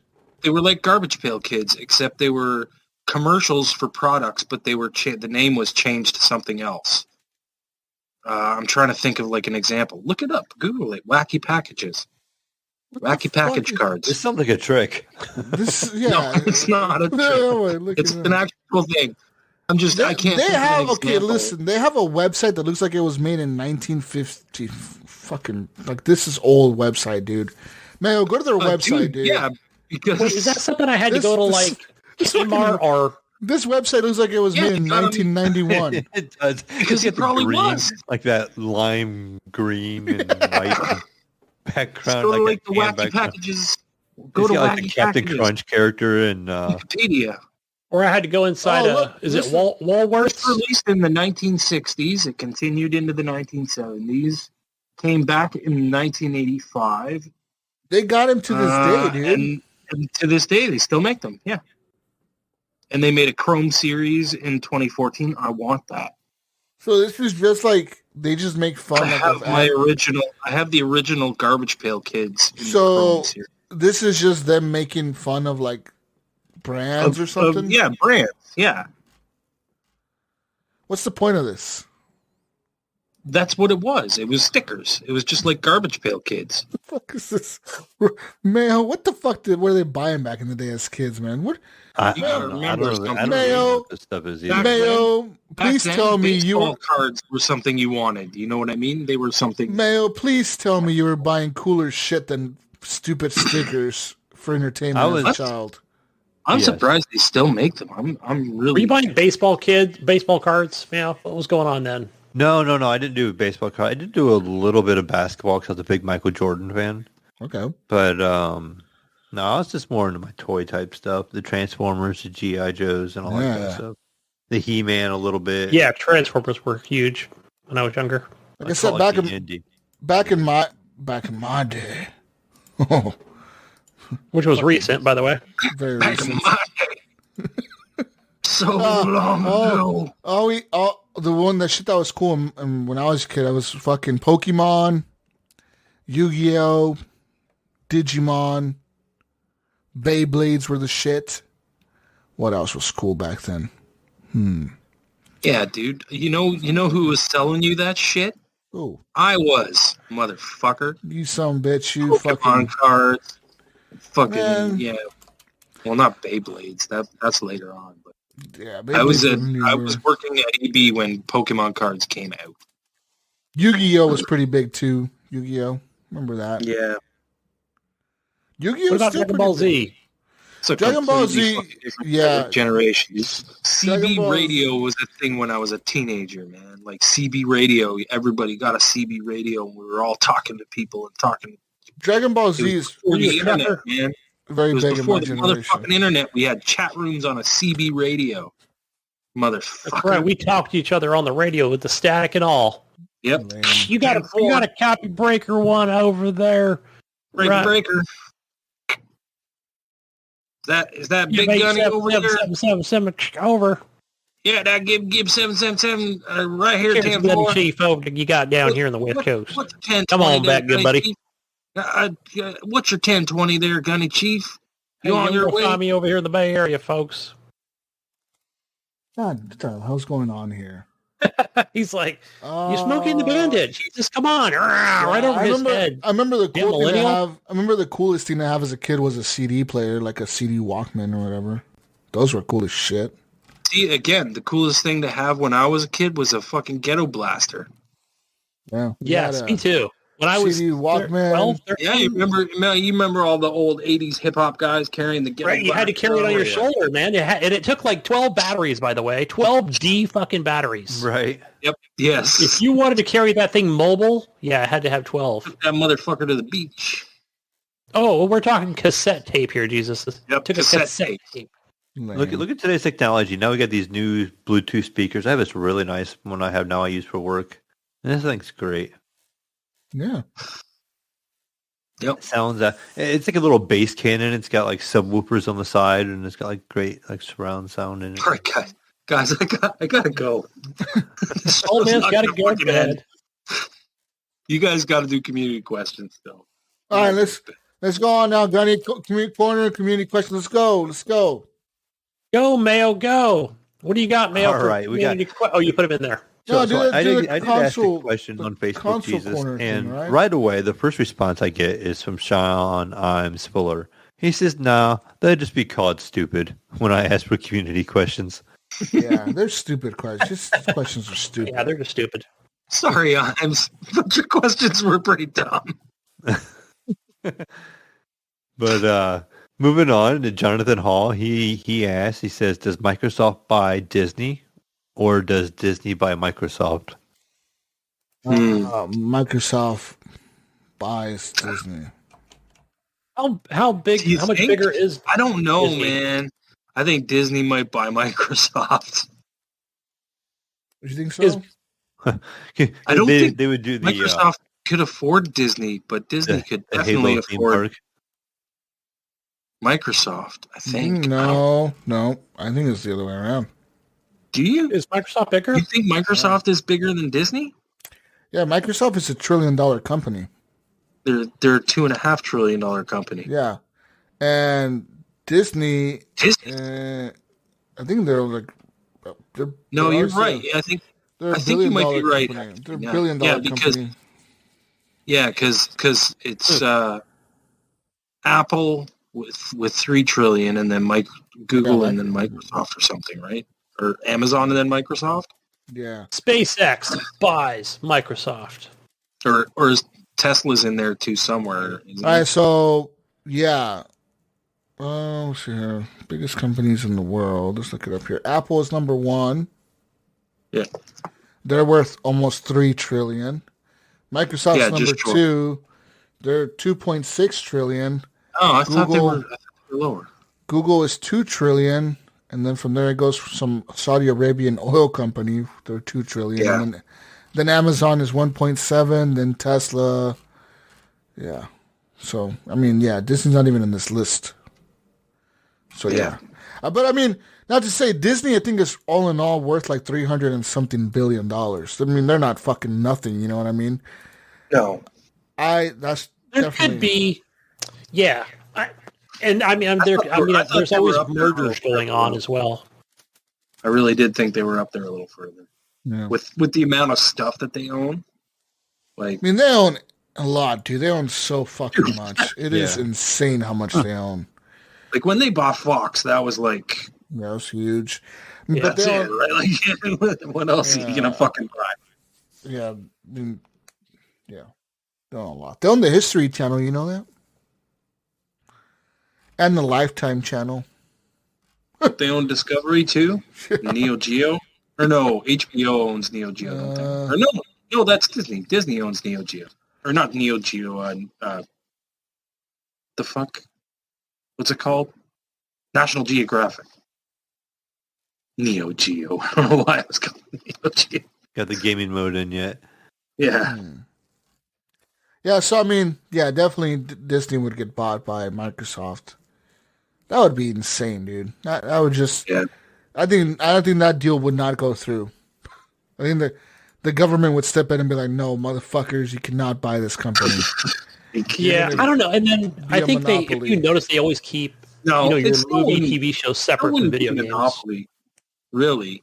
Because the way they do it is they make subsidiaries. So they make it like this other company that's owned by sort of... It's a monopoly. They gotta have a separate stock. Is what it is. It's a monopoly when you own all of your competition. Yeah. They wouldn't own their competition. They would still have people to compete against. They would compete against Sony. They would compete against, and in that they would be competing against Netflix and Paramount Plus, and there's still competitors out there for all those different sections. They still compete with Apple. They still compete with, you know what I mean? Like they have competition everywhere still. It's not, they're not a monopoly. They're not. It's just not a monopoly. Yes, they own lots of stuff, but they don't own everything. So technically it's not a monopoly.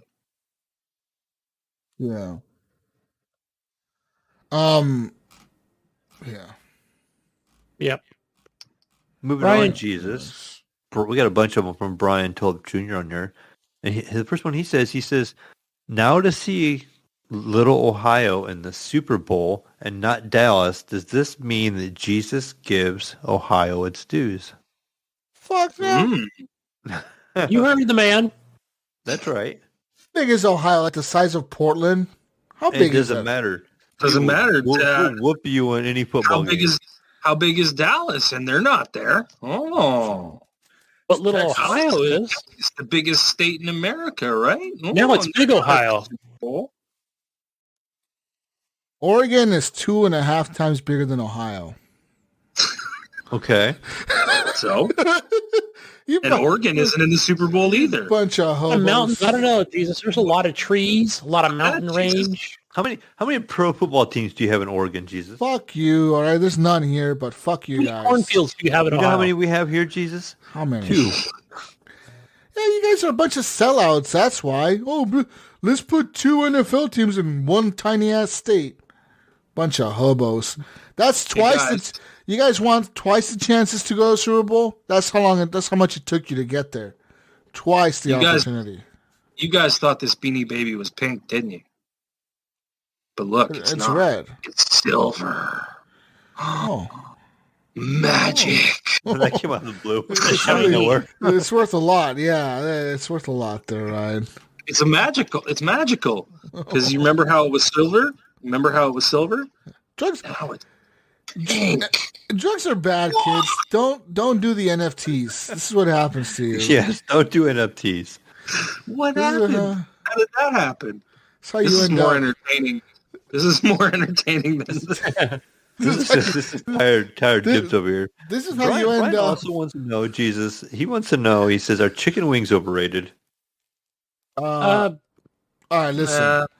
Boneless chicken wings are, because those are just chicken nuggets. They are. What's wrong with that? No, I'm down with boneless. I'm all about that. They're basically misshaped chicken nuggets. Yeah, right? they're hobo chicken. They're like the thing is, though, Jesus. They're the deformed.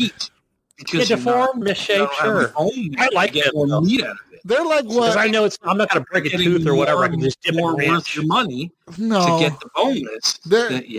You get more meat. Listen. There's more The meat. boneless are like. How do you get your? Listen, hobo, you goddammit. How do you get your wings? How do you get your wings?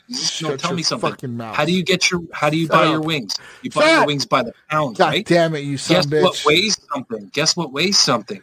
The bone. You know what else? Bone weighs something. Men eat bone wings. That's right. Oh, got him to shut up. I'm done. Listen, shut up, you son of a bitch. Listen, God damn it, you. Wings like a heathen with my fingers. I'll use a fork. Yeah. God damn. I'll eat that shit boneless. Uncivilized The boneless. best things are messy, right? The messier the better. Yeah, you're fucking over there getting. You're over there getting some. I'm just fucking with you. Deformed fucking. I do normally nugget. order boneless for that exact reason, because you get more meat. Deformed ass chicken nugget that McDonald's rejected. That got dipped in some sauce. Maybe you should go to McDonald's. I don't know, man. Like, I'm talking about ordering like proper boneless fucking wings, man. Yeah, me too. Yeah, like at the grocery store. Bullshit. It's some bullshit. Wings with bones are better than boneless wings. No. What are you? Some kind of fucking heathen? Get the hell out of here. Are they baked or grilled? A little bit. No, you're the heathen. You're eating the fucking bones.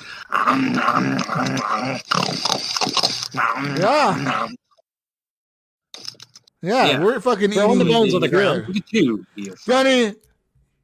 Listen, Gunny, I expected a goddamn good answer from you, Gunny. What do you want, Gunny? You want boneless wings? Me and you, Gunny, and Mayo are heading to the bar after the Super Bowl win of the fucking Bengals, and we're partying it up. All right? The Camaro. We get in there. We're in the Camaro. Buffalo Wild Wings. Yeah, we're going to Buffalo Wild Wings in the Camaro. What are you ordering, Gunny? Tell me. All right. Let me tell you, because now with the boys. Order boneless.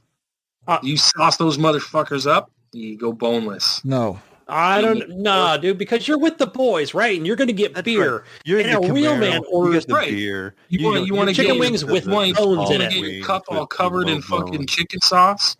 Yeah, but you got to have the bones. You got to have you got to rip that thing out, right? You want to eat that boneless. You're going to eat that fucking boneless. Okay, if you're by yourself or with your wife or your other significant other, that's fine. But with the guys, it's got to have a bone to it. It's got to, you got to show that you've gnawed that fucking thing down to the bone. You're a fucking man. I don't need to show my masculinity by eating off a bone. Yeah, you do. Sorry. Hey, Jesus. Yes, you do.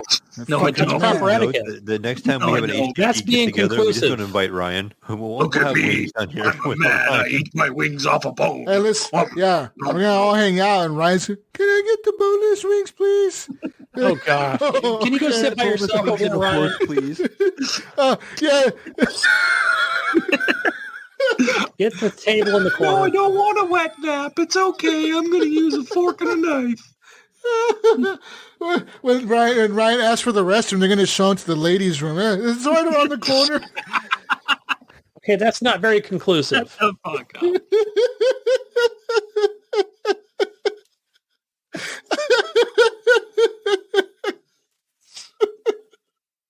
I just say, right?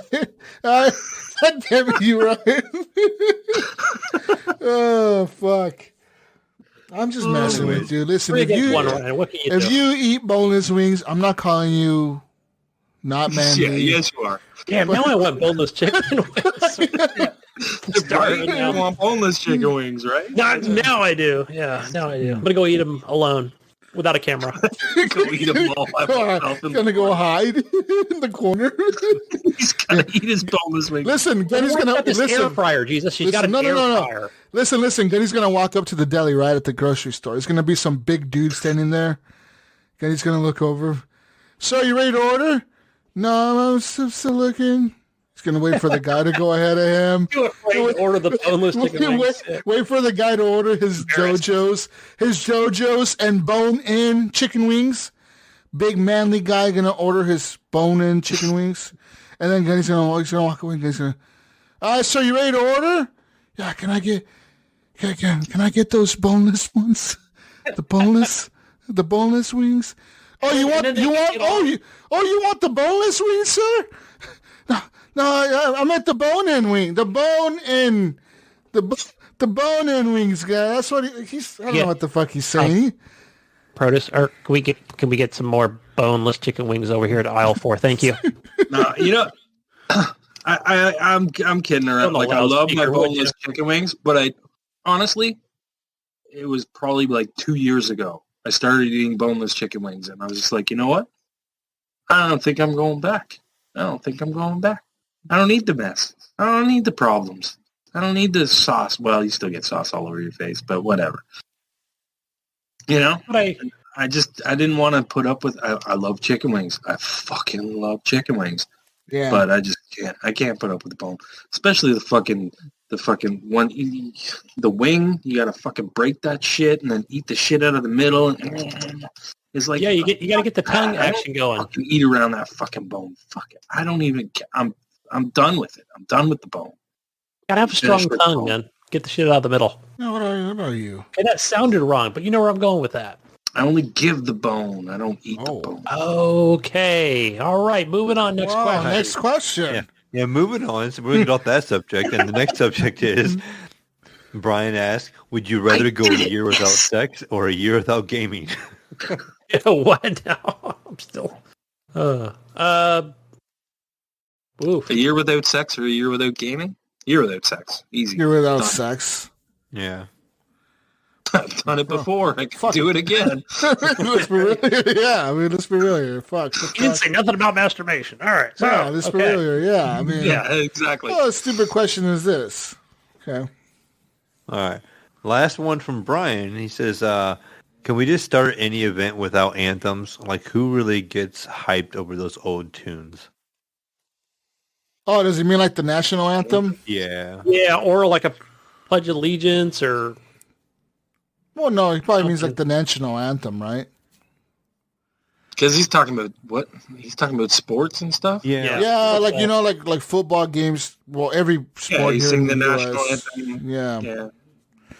I think it's just a patriotic thing, like you just do it to show that, I don't know, you're fucking patriotic nation, I guess. I don't know. I mean, like, do they still do that in school? Yeah. They still make you stand for the national anthem at the beginning of school? We don't do the national anthem. We pledge allegiance to the flag. Yeah. Yeah. So they still make you do that here in the U.S. Yeah. When I was a kid, they made you do the Lord's Prayer. Oh, wow. Really? Yeah. Yeah. I don't do that shit anymore. But yeah, Lord's Prayer. Yeah. And the anthem. Yeah, one last question from Nipron, Jonathan Arcello. He says, do you guys think Sony will add haptic feedback to the new PSVR 2? I thought that was confirmed. I think that was confirmed already. Yeah, they added like that 3D haptic shit on the 3D vibrating shit on your head. It's going to give you a fucking on the headache. on the head and on the controllers. They said, right? Pretty sure the controllers are going to have it too. Yeah. So yeah, it's pretty much been confirmed by them. I think that's what we're going to see this year at E3 or whatever. It's them, because they really don't have any fucking games they're going to talk about unless they come out with some new shit, right? So they're probably going to come out this E3 and be like, "Hey, look, check it out! We got a new fucking VR! Woo, woo! We got Destiny 2! Woo! Destiny 2 in VR! Woo! Woo!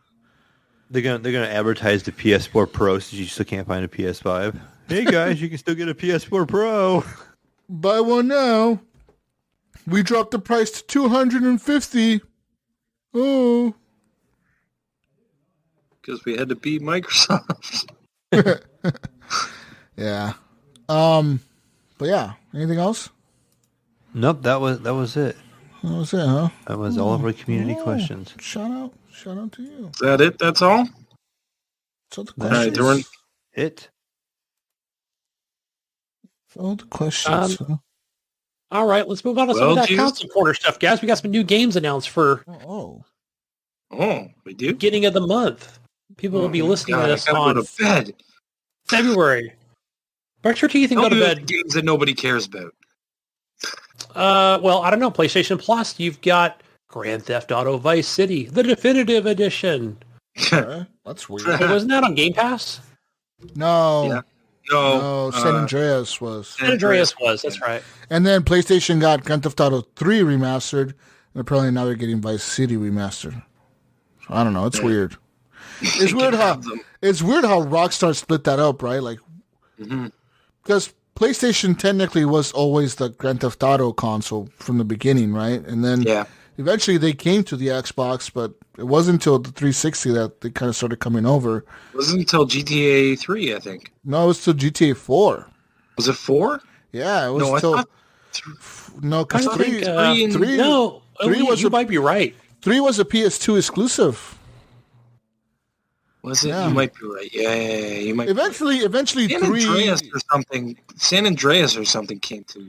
San Andreas came to the Xbox eventually, but it was originally an exclusive also. Yeah. Was it? They were all on PlayStation. I always associate that franchise with PlayStation, except for the newer ones.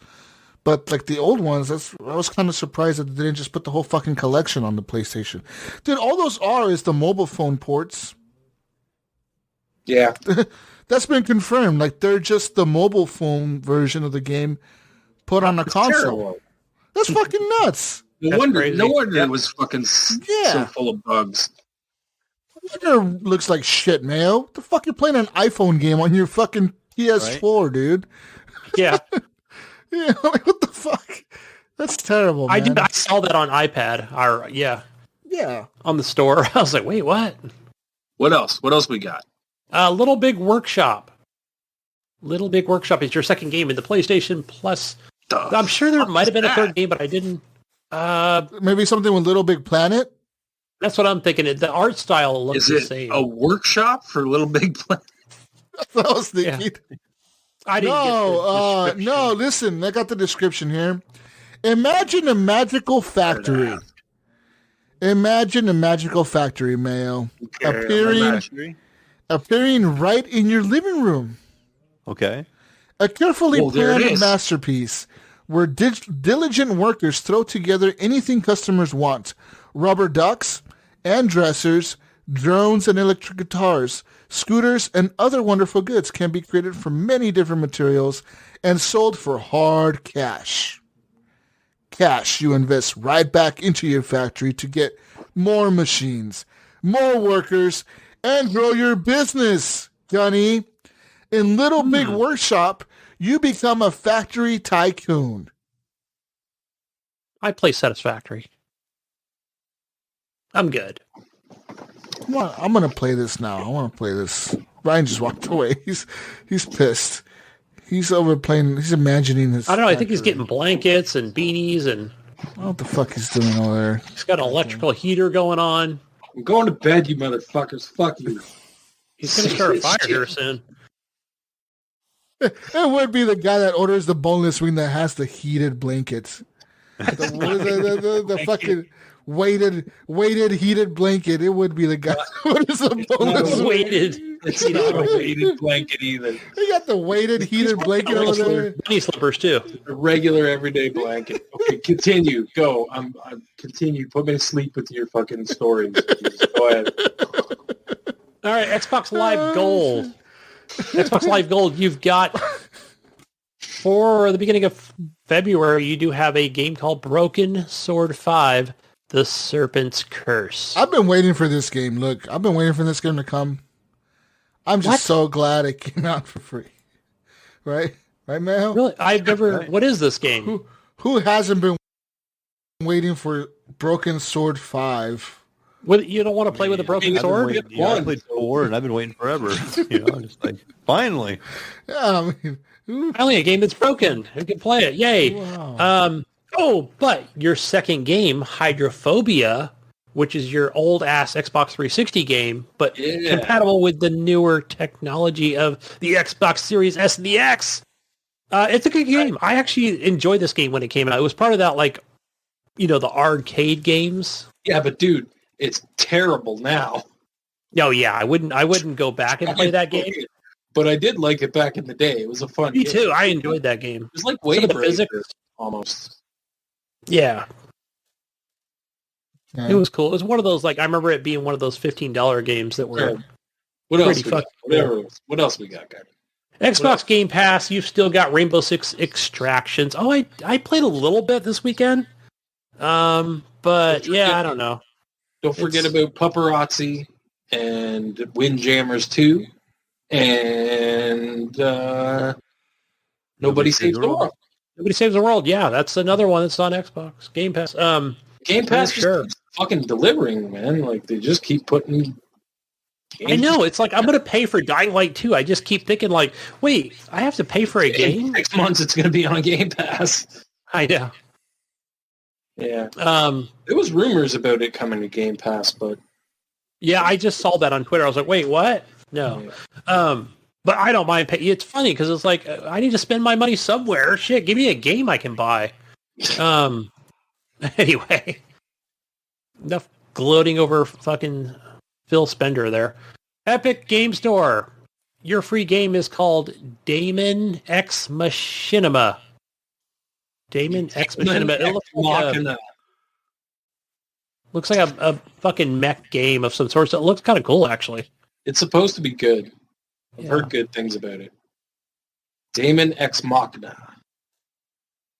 Go play that, Jonathan. I think it came out on PlayStation already a while ago or something. Oh, he probably already PlayStation played it. Might have been PlayStation or Switch. Or both, maybe. Play the Daemon X Machinima. So go claim that. And something else was coming out on Epic. So just go check your Epic launcher. And just a reminder for our listeners, new and old, that even though you don't have a gaming PC, you're a hobo if you don't. Just go to that website. Just go to the Epic website, sign up, and you can still receive all those free games. Just wait for Imes to post the link of what the free game is. Click on it. Go in, log into your account, and click get the game. And it'll be there the next time you log in on your PC. You can download it.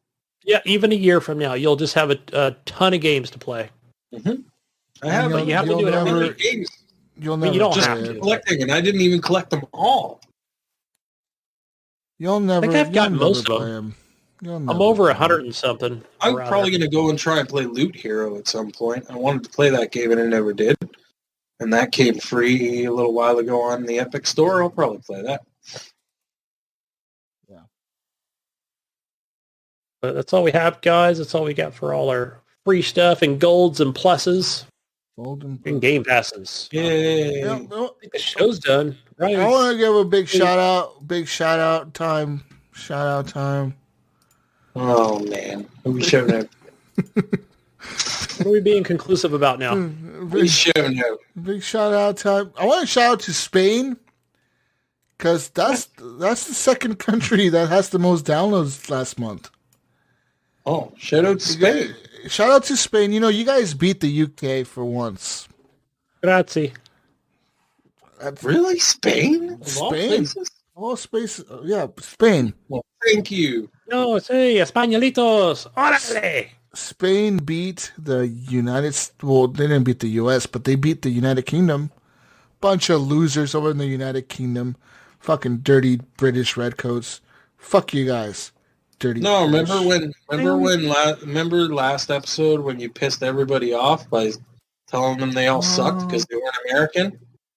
Oh, is that Spain must have missed that episode. Everyone else stopped. Where does Australia sit, mate? I was talking shit about everyone for not being Merc. Fuck yeah. Yeah. America. Yeah. And Spain, Maybe for New some Zealand? reason, that episode was banned in Spain. They didn't get it. So their numbers went up. He's always trashing the China. Our shit's probably blocked. Dude, China definitely doesn't like us. Look, man. Tell me, Okay. how many China. listeners in China? We have no listeners in China, Mayo. Like, There we go. Mayo, I think I'm gonna have to send you over there, and like you're gonna have to distribute like CDs. Don't forget. You're gonna have Jesus, to distribute CDs with You know our what's podcast on it. No. You know what's happening, Jesus? What? Is all the listeners in China, they all have VPNs.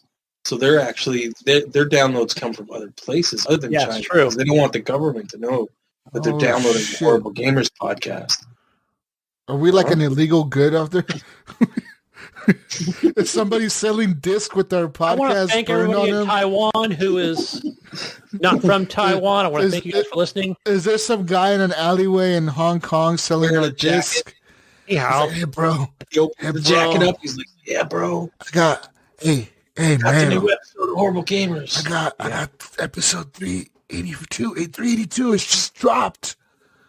This shit dropped a week ago. I got it now. Oh shit, man, you got that shit? I have that right now. Yeah, and then they buy it, and yeah, that's how they do it. That's how they're. I got you, Chinese people. You cool, man. You cool. I got you. It's cool. Yeah. Also, shout out to the Swedish. They're listening. Shout out to you guys over in Sweden. Can you guys tell DICE to fucking fix Battlefield? Because I believe all of Sweden. Is that where it's at, Sweden? Listen, all of Sweden must work for DICE. Some that the country is. Okay?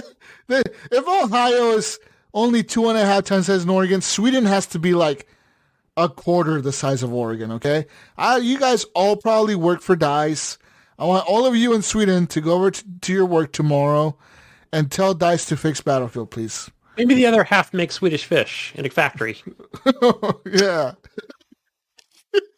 You know, the little red gummy things are good. Yeah. Well, Yeah. wait till next week and there's no more listeners in Sweden. So we're listening to Sweden. Hey, look, I like the Irish though. I got good downloads in Ireland. We're cool with them. They're cool, right? Right, Mayo? Right? Yeah.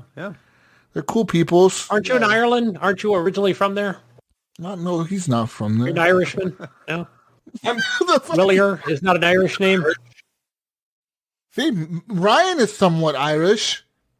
Yeah, very small amount. Very Yep. small amount. Yeah, look at that. My grandpa was Irish. Yeah. And my nana was English, and they fled to Canada because they weren't allowed to be together in Europe. It was Wow. You don't say. yeah. Wow. The more we know, Mayo.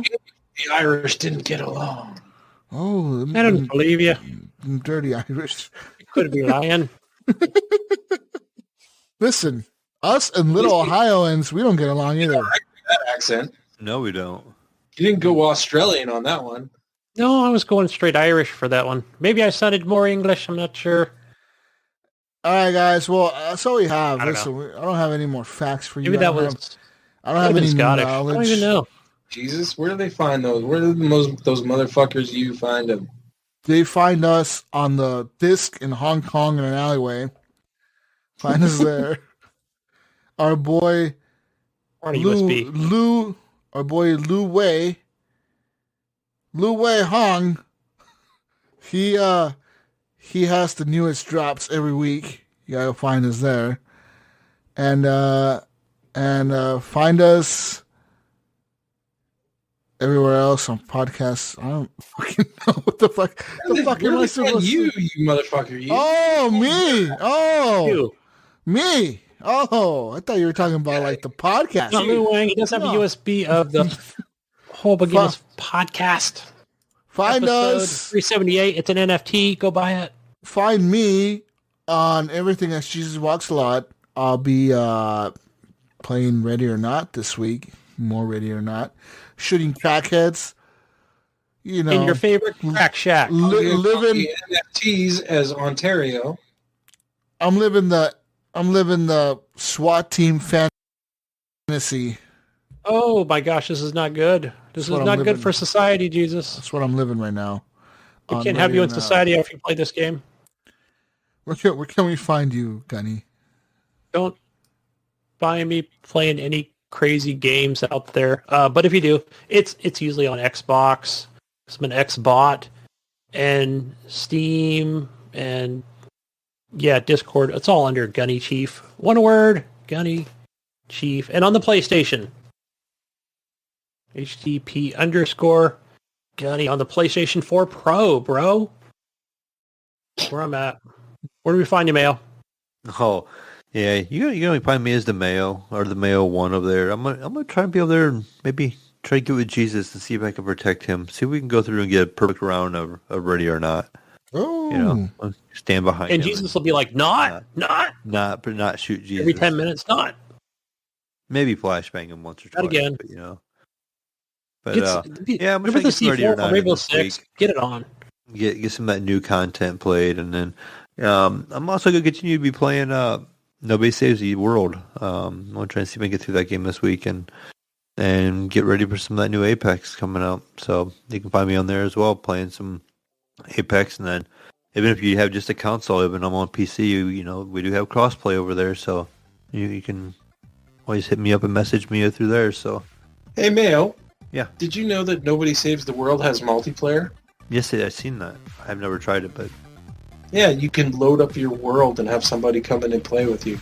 I did not know that. Or you can help me. You're at higher level, I guess. Yeah.